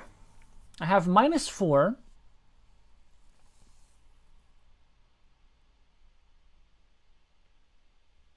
But I have a meeple to spare.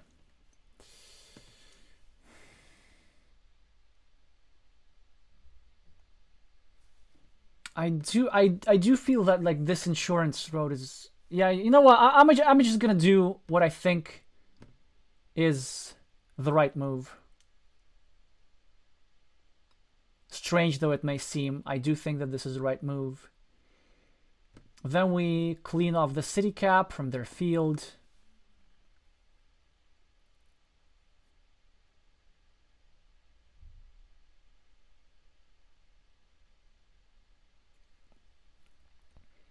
I do feel at some point we will need to attack their field.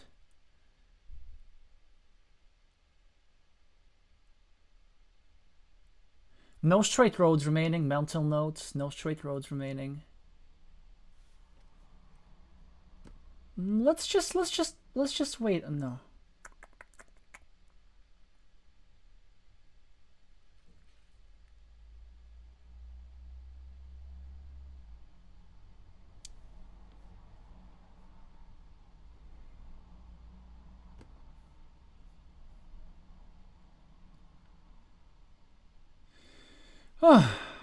Okay, it's probably time. It's probably time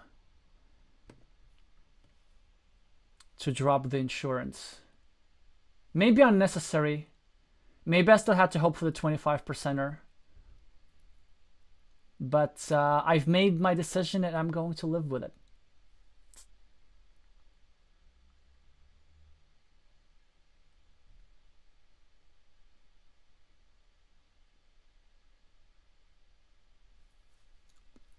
I'm down 2 points now.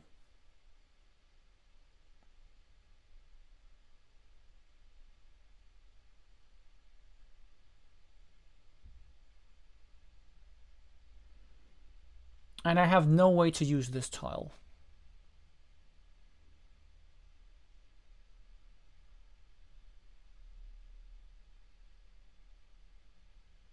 And I could use a monastery. Or this thingy, actually. Any quick points will do it for me.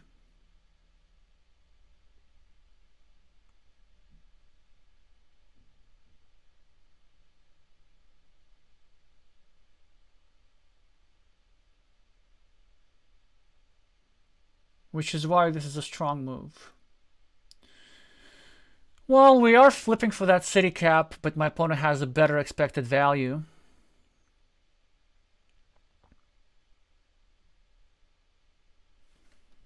So what can we do? I guess we can do this. Or, wait, does that make sense? No, it's too much. It's too much. I guess we have to, like, make sure that our opponent has a slightly reduced value for a curve. Okay, we're now down 1 point and 1 point exactly.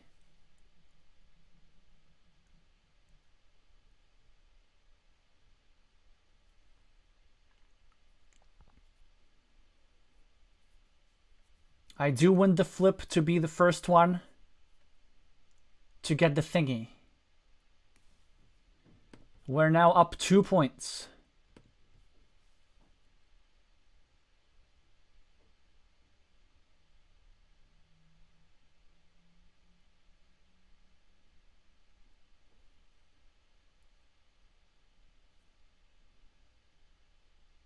Okay. What about this? Actually, we have 3 minutes. Oh yeah, there's no regular city cap. Okay, so that's good. That's good. We're up 2 points, and now we're gonna be +6. And then if our opponent gets this, we'll have a chance to get a meeple back. Because again, tile tracking. That's actually, this one's quite easy, right? Because we know for sure that there's at least well, actually, there's exactly one triangle with a road.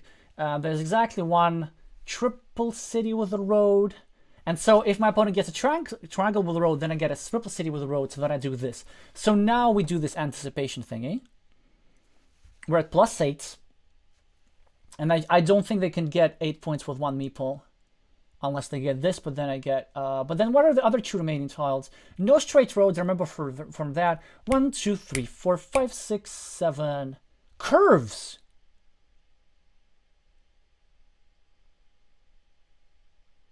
One curve.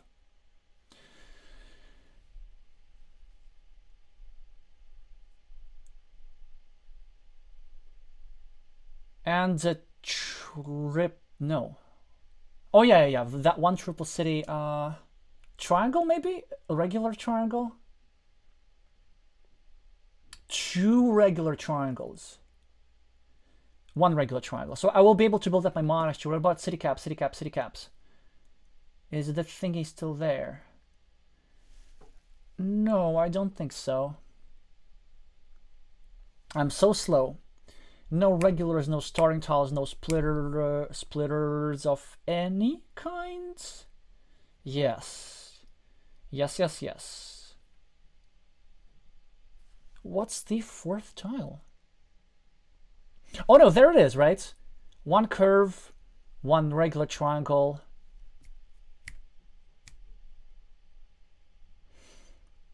The triple city and 1 triangle with the road, which means that I'm now at +8.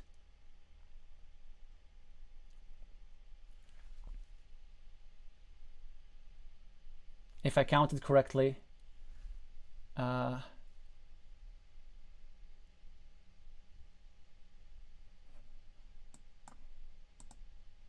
We're just gonna add 1 more point to ourselves. Because it doesn't make sense to do this. I still need to count, because it gives me 5 points, but it gives my opponent more than 5 points. Okay, so we're at +9. But I think we were winning even if they get this, because there were these odds as well. All right, and we add ourselves 1 more road points, and I believe we just pulled a massive comeback. Yeah, it was sort of dependent on this, but I think we were still winning. I think we were still winning despite that tile. We got the last 4 tiles right. That's bad. It took me shameful a long time, but I'm not in a good shape right now. It looked like I recovered from a very unfortunate block, which, credit to my opponent, was a really good idea, recognizing when blocking is impactful. But when we did blocks of our own, created a counter field, and yeah, ended up, I think, winning.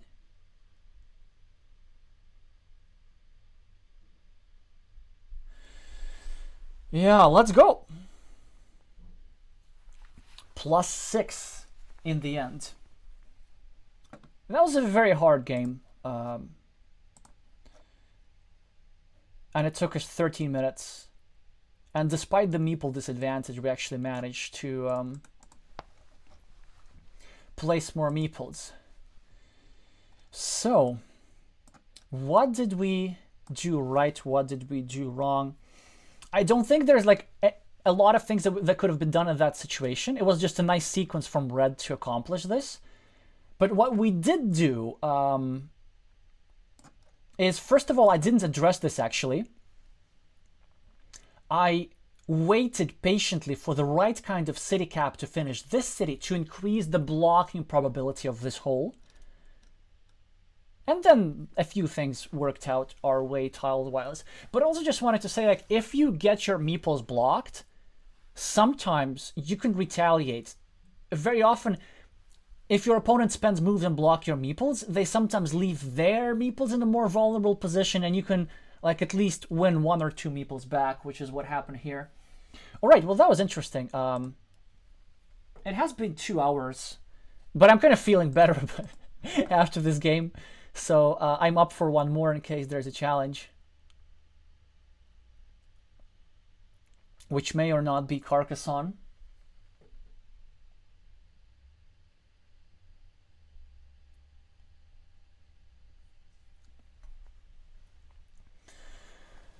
But if there is no challenge, I might actually wrap it up and have a slightly shorter stream today. But after the Mindsport Olympiad, 2 hours does feel like rookie numbers. 2 hours, that's just warming up.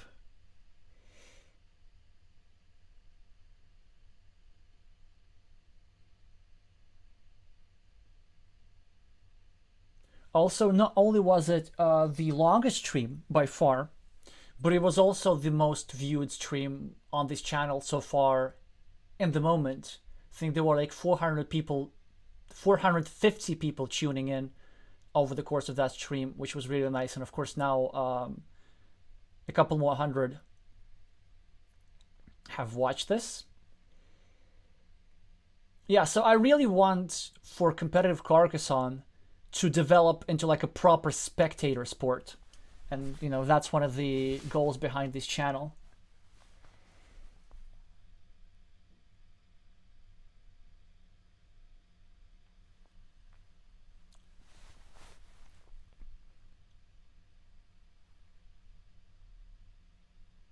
And I also like hope that other people are doing this. And if anything, I feel that I would make a good color commentator on somebody else's channel sometimes in a while, because I do like to not just announce the action, but really like talk about some nitty-gritty potential moves as like what the players could be doing instead of what they're actually doing, or like remember stories. Hey, remember these two guys played a game in 2021 and this guy failed to draw a curve even though there were 6 curves remaining, or something like this.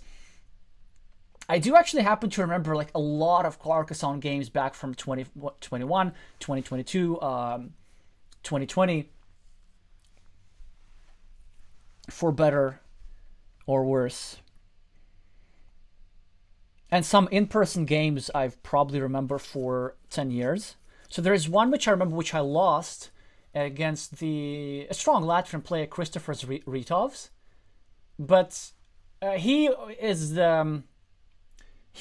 the Latvian champion of Catan at that time, and he actually finished 3rd in the World Championships of Catan,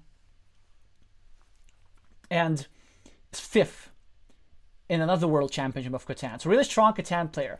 And we arranged a coaching session where I would coach him Carcassonne, and he would coach him, and he would coach me Catan. And then he beat me in Carcassonne in the Latvian Championship with the moves that I kind of told him to play in our coaching session. So yeah, that sort of backfired. But I think I that was in the preliminary rounds, and then in the finals, I did prevail, and he was second, and I was first, and I ended up going to Essen that year as well. But yeah, but I also remembered like what happened in that game, because I was like showing him how you can block your opponent's monasteries, and he ended up blocking 3 meeples, roads plus city plus monastery of mine, and then just winning with a meeple advantage. All right, we're gonna have a second round of against William Prime, and that's gonna be it for this stream in all likelihood.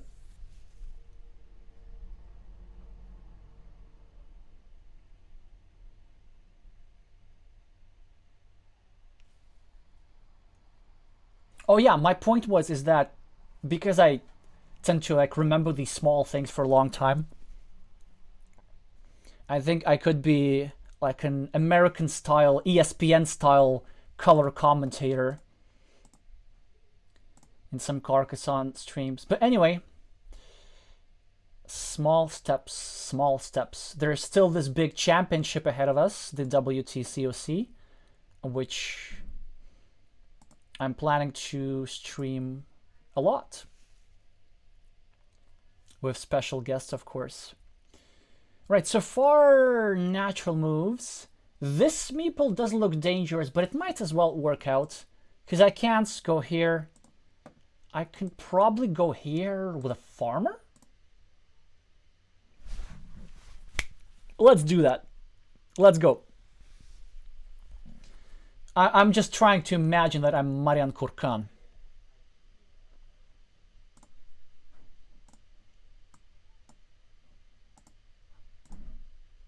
Okay, I believe that this is annoying for reds, equalizing this monastery.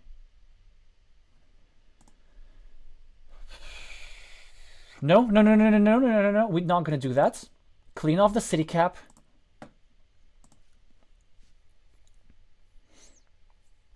I definitely do not want to be doing unnecessary blocks. This might work, but no.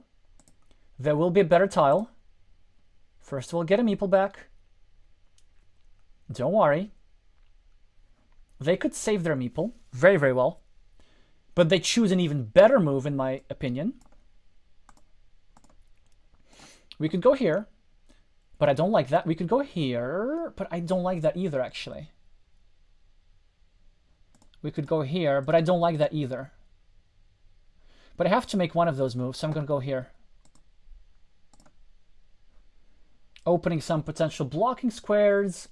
They could drop a big monastery here. Yeah. All right, so now we're going to have a game again where we need to mount a comeback. We have monastery of our own. Some vulnerabilities. Ooh. What about this move here? No. No. I'm gonna try and start a blocking attack. This one's justified already, only 2 tiles remaining. And I could get, I think, oh, you had to defend. My friend, you had to defend, I think. I could get an abnormally large number of meeples trapped.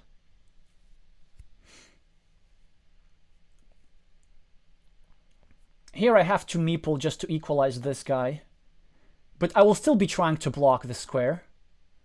Here, I think this is better to expand my field. And then I'm looking for a curve to block my opponent's meeple further. Okay, good for them. We continue our city. We will try blocking later. They should be getting their meeple back.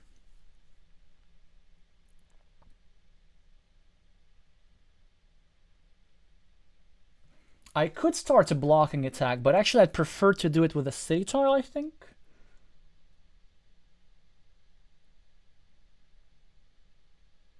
Because if they get a curve, they go here and then they can split.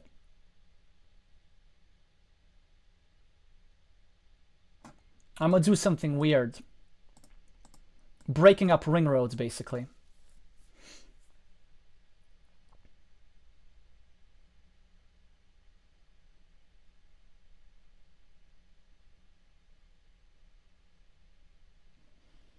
I'm very much looking forward to this curve.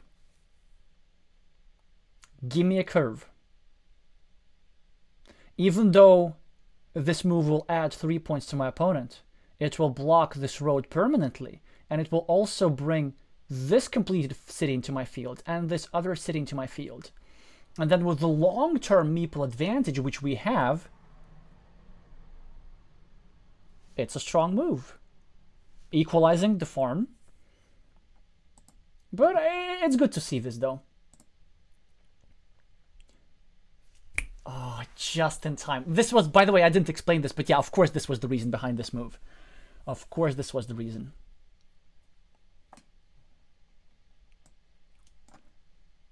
Now, what should we do? I could go here, actually, trying to block. I could go here, continuing my city, but I think this is also good. Although, I'm going to be patient. I'm going to wait for a triangle. Yeah, let's just go for points first. Let's just go for points first. Because my reasoning is that there is a tile for everything. And this tile just, it just goes here. Like, that's where it belongs. Here, a triangle, simple triangle, that's... Ooh. I want to do this now. But I won't. I will go here and threaten a block.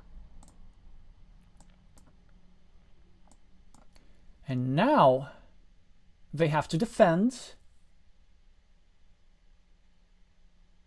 There will be 75% chance, and they will be no longer able to split.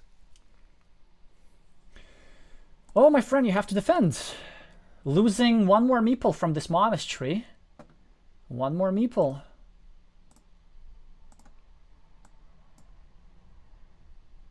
I know they were hoping to split, but there was also an option to defend indirectly.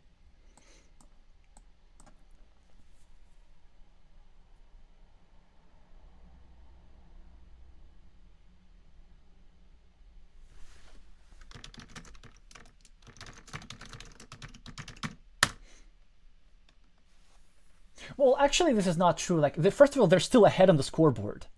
Their blocked meeples give them a lot of points. Well, the monastery does give, and the road.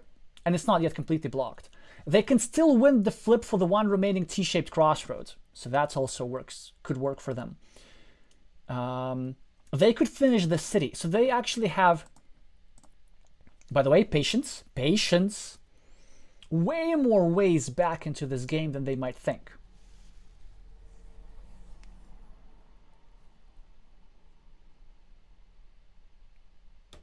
Oh, interesting. Blocking me instead of continuing theirs. And I cannot do this because then... You know what? I'm just going to get one meeple back. And live to see another day. Although actually, maybe I was worried about this meeple too much.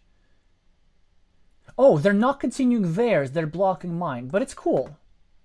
I'm just going to score points.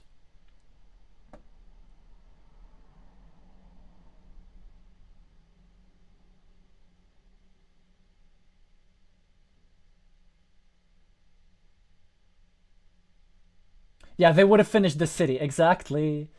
Maybe that was a misclick or something.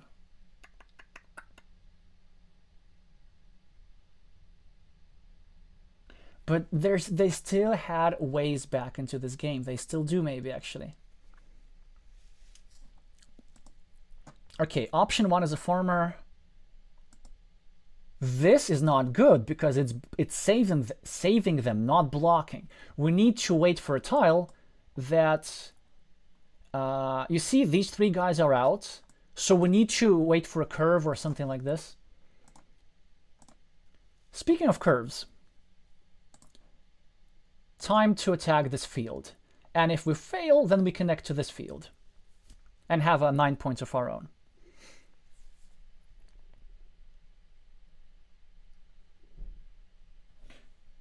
Okay, good. But because they were forced to block me, I can now block them. So they didn't manage to save their stuff. I'm now... This guy's permanently blocked.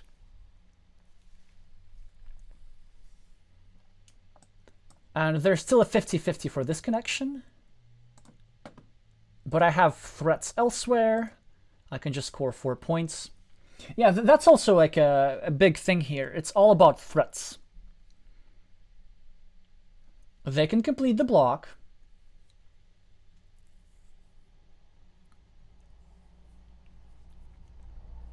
But I can complete this connection, create a big field, which I'm likely to win. And even if I don't now, this is the 7th and final trapped meeple. Okay, so actually at this point, I'm at plus 12. Then these two cities are equal. Red has 5 here. I have 4, so I'm at plus 11. Then I have 7, 7, 14, and my opponent has 16. So I'm at plus 9. 1, 2, 3, 4, 5, 6, 7, 8, 9. So actually, but also this. So that's it. Basically here, I'm leading by 3 points. And my opponent cannot score points anywhere. So no matter what I do, even if I take the wildest attempt to throw this game, it's not mathematically possible. But yeah, this just goes to show, obviously, that it's difficult to play without meeples.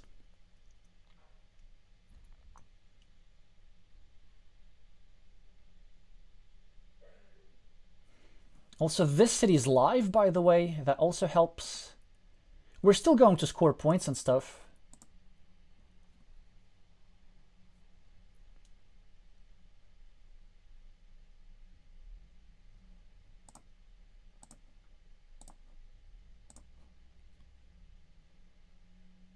Get a monastery.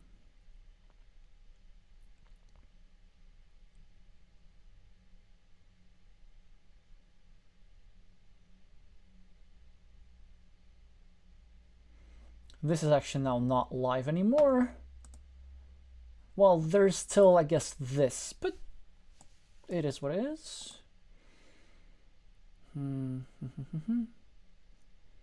Let's just go here.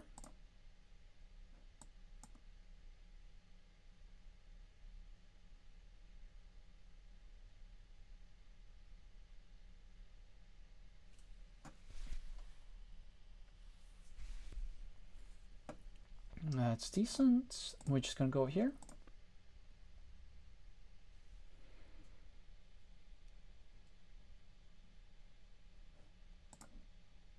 And score some city points. By the way, when you're in a situation like this, I think the best approach is not to concede, but still try to find the best move in any situation.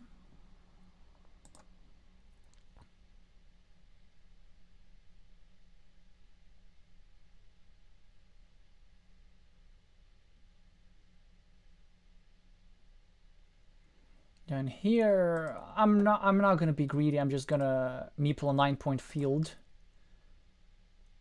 because I might not get a tile to do so. And then maybe miss out on these 4 quick points, but that's okay.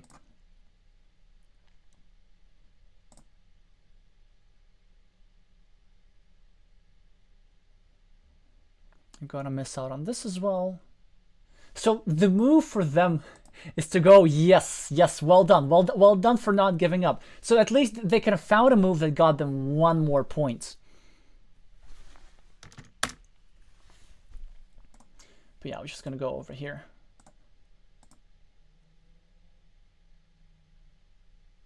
and they had to turn it exactly that way so that I cannot get a simple triangle and score one more monastery point.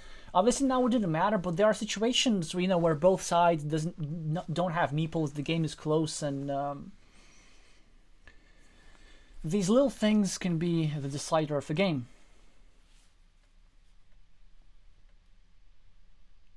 All right, so good game.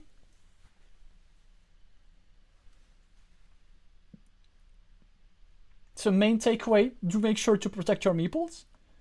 When you're trying to make a comeback, try kind of more focus on scoring points rather than blocking.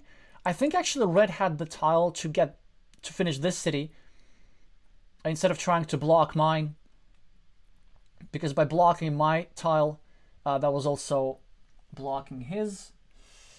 We get a message for one more game? Sure, why not? Why not?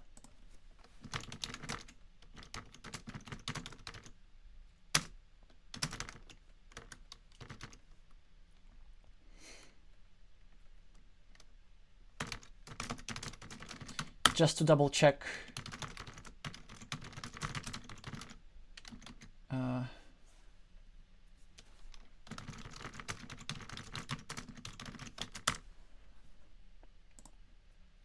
Just to double check, this is one of our viewers.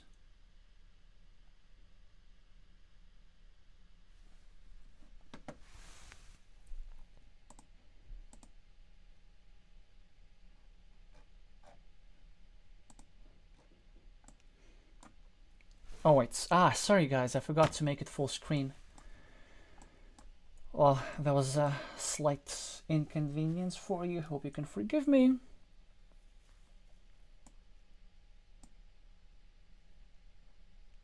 But yeah, but I think there are multiple instances, so kind of gotta defend that square and gotta defend that square.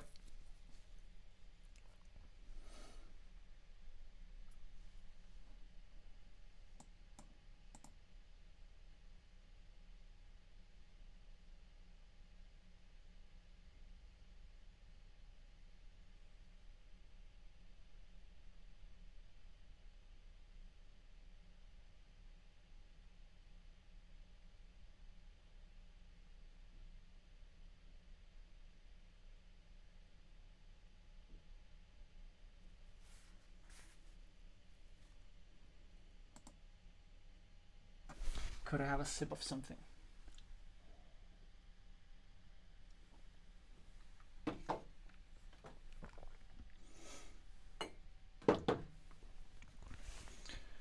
All right. Let's see.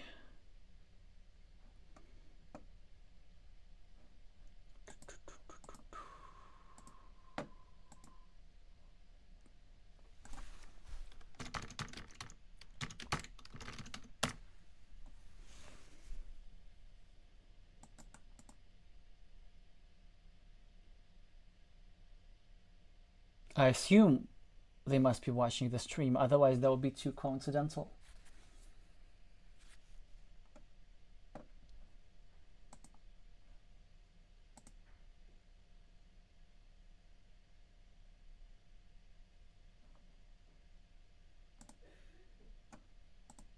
Alrighty.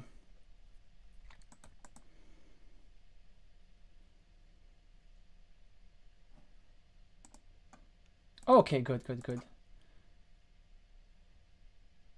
So we're still doing games with viewers, but it's oh, I forgot to change the time control, but it's my problem.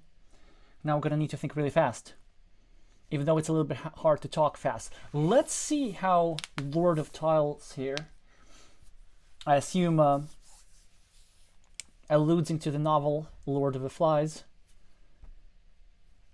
because they're also like in their profile picture they're also holding their meeple like a conch.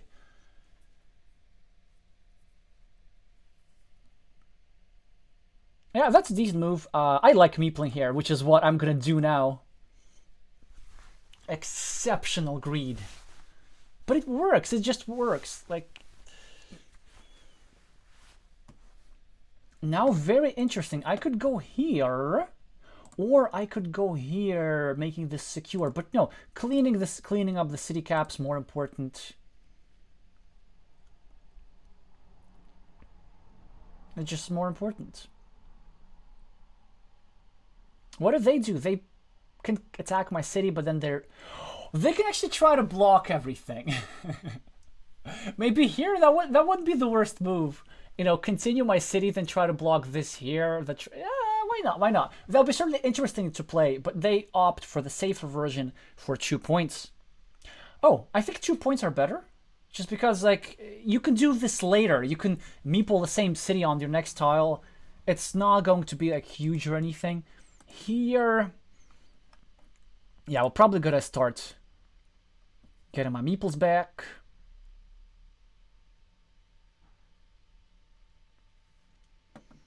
Yep, now we need to protect our meeples a little bit.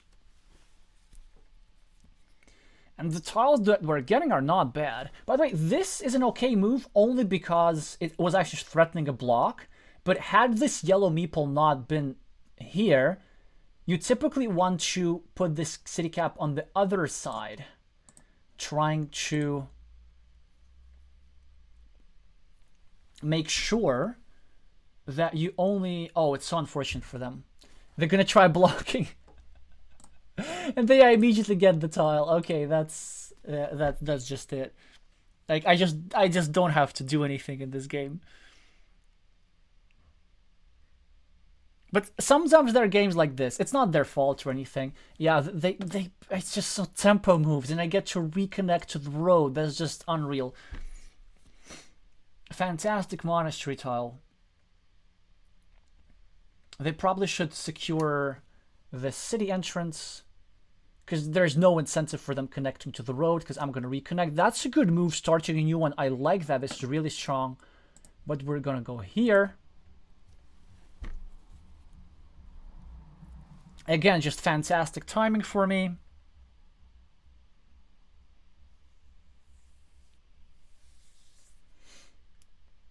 And then when we attack the city, we're going to attack it whilst also prolonging our monastery. They cannot secure their city because they're 2 attacking spots.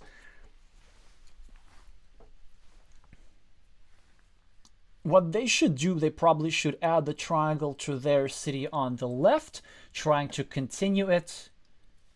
Little do they know that I already have the tile in hand to free up my meeple. This is still the correct move. I could do this, but there's no need. Farmer works better here because meepling this city cap makes it too vulnerable.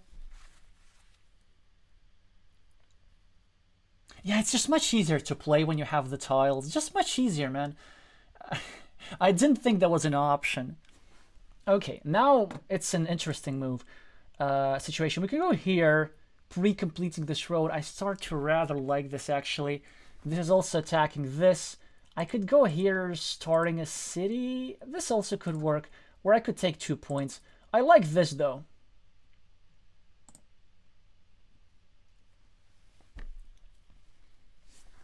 Yeah, good for them. This can wait. We're looking to connect, and now we just need...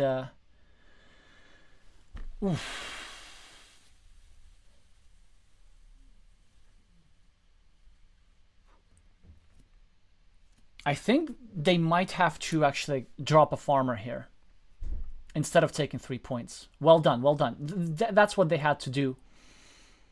Because I was 1 step away from closing off this field. We're gonna get a meeple back. We're not in a hurry to connect this square.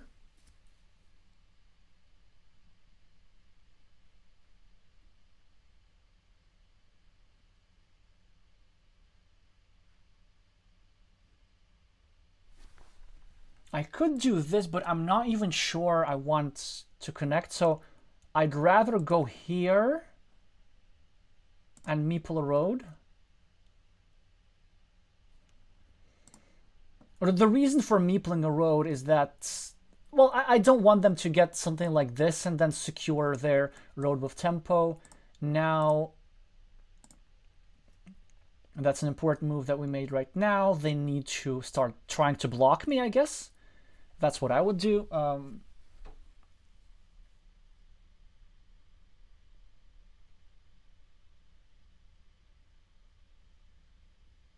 By the way, one of the reasons behind this move was to protect this connection. I don't know about that one, because this is still not secure, right? And now you're sort of helping me a bit more than you're helping yourself. I could go here, but I think attacking the city is more important.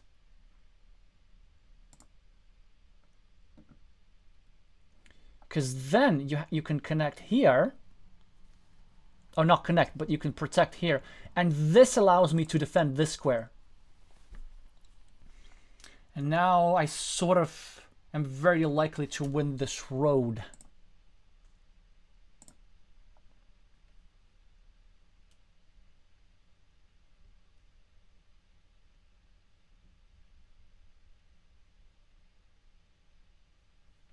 Yeah, very good. Now, given that there are 5 roads remaining, I'm not in a hurry to do this. I'd rather make sure that I have the connection on the left first. So instead, I'll pre-complete my monastery and harass their road on the top a little bit.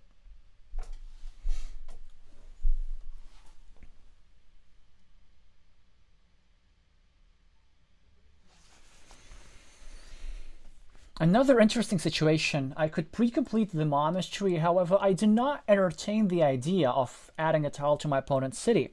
I could start building this city, but I'm so far ahead, I need to assume that I'm going to be incredibly unlucky.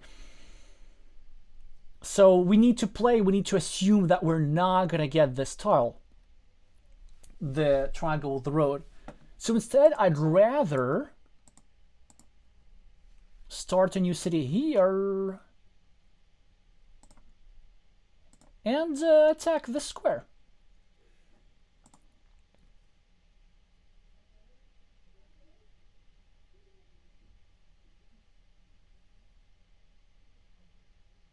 They should absolutely complete their road every single time. Their road. Simply because it's rather dangerous.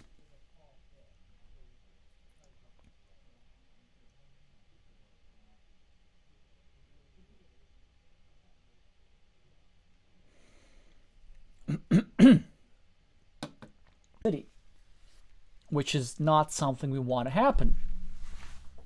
There's another reason.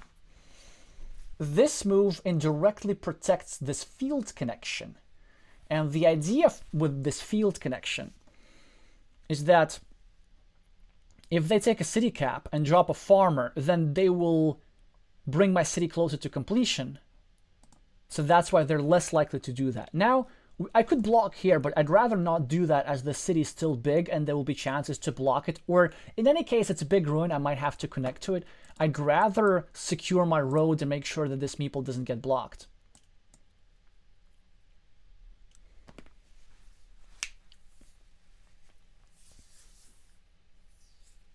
They get another curvy tile. City cap with a curve. Not sure what to do here. They should probably start a new city. Even though there is not one good place to do so. But they need to find some extraordinary ways to get points. That's a decent move, actually. They're kind of making sure that if I want to get my monastery meeple back, I have to prolong their city by a lot. But I get this back fairly quickly, which just works perfect for me.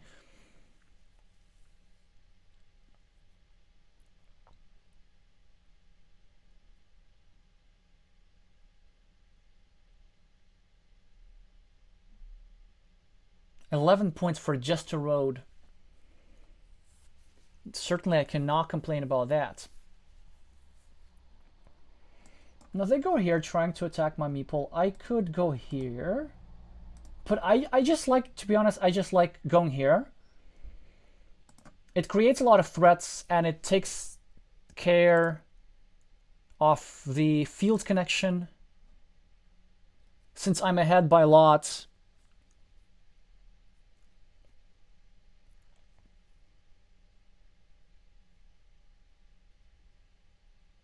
It's important that I use this field connection so that my opponent does not use this field connection.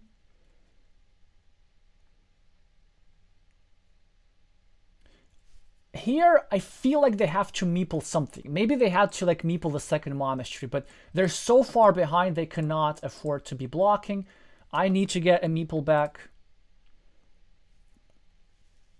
And actually, I'm not in a hurry to complete this connection. This connection here is largely defensive.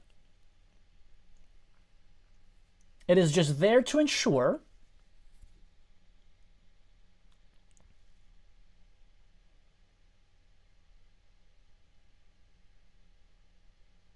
that my opponent does not connect to this field. Yeah, that's good. They're trying to block, but again, I just get a fantastic tile. I can't really blame them for that move. I think that was alright. But instead of defending like this would... Okay, so this would be a mistake. Because there are only 2 tiles remaining that fit here. Whereas if I do like this, there's only 3 tiles remaining that fit here. But doing so would be a mistake even if there were more tiles remaining that fit here. Because we're super ahead, and we're going to assume that we're going to be unlucky, that our opponent's going to draw this tile. So we need to make sure that we need not the same tile as our opponent does. Because let's say if there were 3 tiles of both kinds, it's better to do this because we can benefit either by drawing our opponent's tiles or by drawing our own tiles. And also now it's actually a great farmer. Sometimes this happens. Yeah, I'm on a sponsorship deal with the board game arena developers.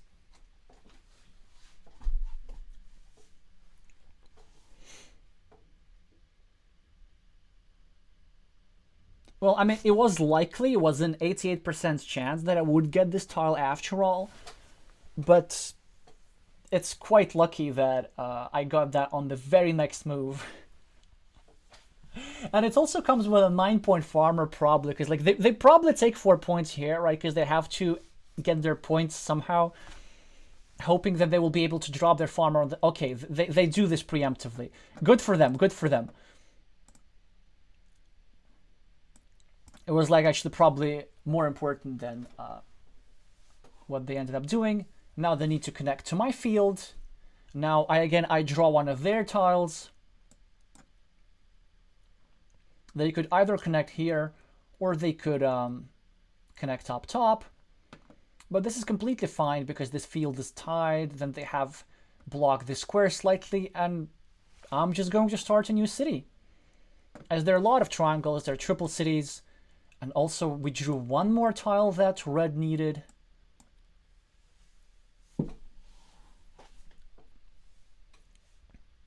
If we draw one more, that would be extremely unfortunate for them, because we already drew 3 out of the remaining 4. 3 out of the remaining 4 at the time when they had their block. Yep. Meeple right up top, I think.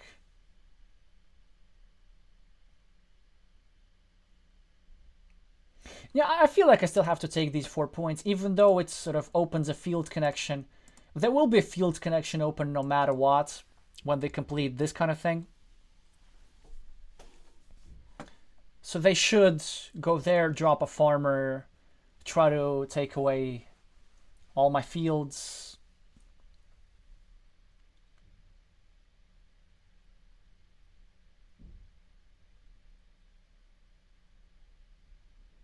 There are no regular city caps. There's one city cap with a triple crossroads. There is one starting tile. There's one city cap with a curve. And there are no splitters of any kind.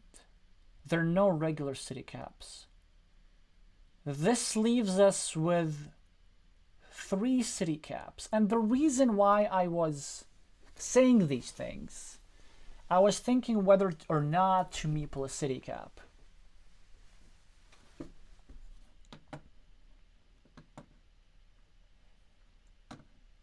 I don't see why not.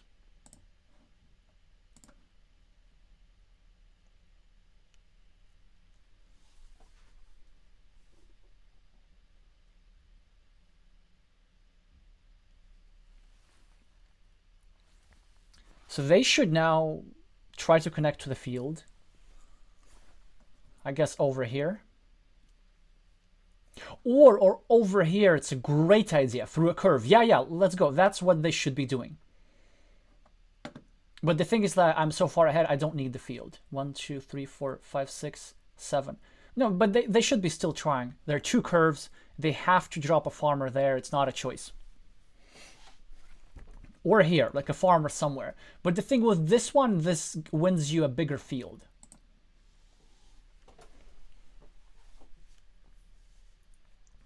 Which was the risk behind completing this thing. But the point is that I just need to amass points. I don't need to fight for the field.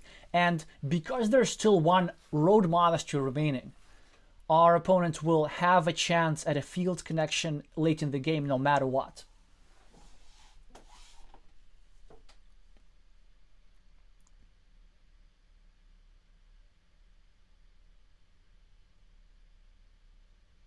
But that's good, that's good. So now, of course, extremely unfortunate for them, we draw the last tile that they needed to complete this city. The chances of me drawing all 4 tiles were 4%. Happens once every 25 games. And just so happens it's the first one that they're playing against me on stream.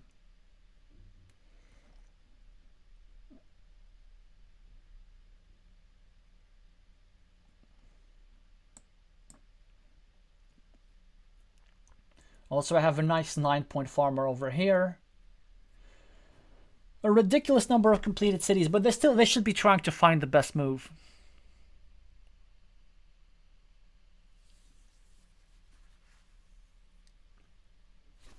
Which is probably... No idea what they should do. Just... I guess score 2 points somewhere.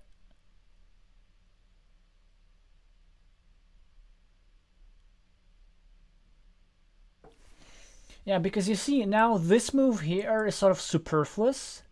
They will be just adding more and more farmers, which doesn't necessarily make sense. Yeah, so they do this, but is there a farmer? Oh, no farmer. Okay. So now this changes things. Because this move over here allows me to block this field entry completely. Is there a reason why I would not want to do that? No, not really.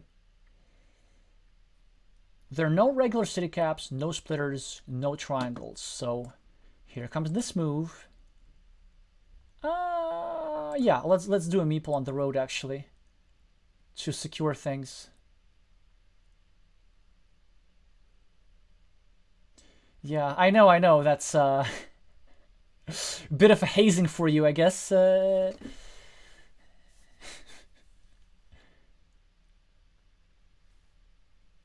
Yep, you take the points. Block this. Although actually there are still tiles that fit here. 2 tiles to be exact. But we have to take a point. 2 points. They probably can only continue their city. They could block as well. Actually, they should probably block and create a field entry and somehow re-attack, but yeah, I just cannot imagine what can happen.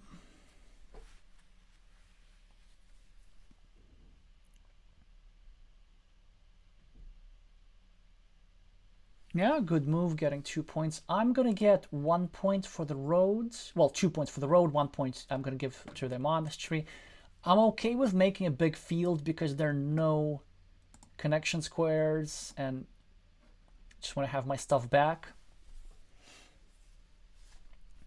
They should go here and block me. Oh, they should just take 4 points actually. Yeah, that's important. Okay, I see. Let's try play correctly now. I know what's going to happen. Okay. There's still 1 more tile that fits here. And if I don't drop a farmer here, My opponent will drop a farmer there. Because there's still one curve remaining, and they could use the curve to do that. Which is why I'm going to drop a farmer there, and with the way this game is going... Exactly, I was going to say, sometimes you know. Sometimes you just know. I'm going to get the tile, and I'm going to win the field. And not only that, and as a cherry on top, I'm going to do that not on the last move, but on the penultimate move, so that I can have the meeple back to score some more. Oh, this is just ridiculous. What a run out. What a run. Wow. It's going to be like plus 80? Yeah. Well, now I have to score 3 points somewhere, so we're just going to go over here. Score 3 points for a road. Absolutely incredible run out of tiles. I mean, it's definitely fun to be like on the winning side, obviously here. But there's absolutely nothing what Red could have done in this game. I mean, at the start of the game, there were things that Red could do, like to increase his probabilities. Probably this road was like Red had no business losing.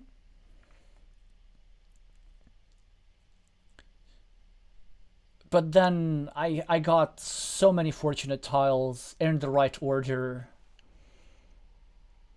Almost like the board game arena developers were colluding.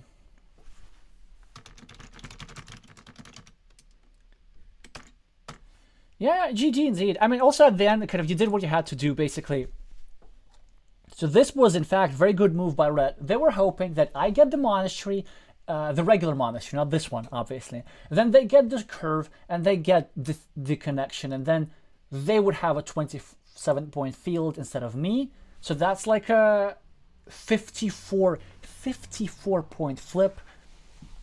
But then I would still be winning with like plus 40. But they did what they had to do. So it's great. Like, you should never give up. You should always try to find the best move. Even when your opponent draws a like 4% chance for this and a bunch of other just absolutely incredible things. Well, yeah. It's a good time to stop the stream. There is a scheduled video coming out later this week. I mean, not this week, but like early in the new week that's about to start. Then next Sunday, actually Team Latvia is playing a friendly match. I'm not going to be against Spain. I'm not going to be streaming that because I'm going to be playing in it. But then right after, no, before that, there's going to be a game analysis stream on March 12th, and maybe there's going to be actually there's probably going to be a game analysis stream on March 19th as well, just because I got so many game suggestions from you guys. Do meeple the like button if you have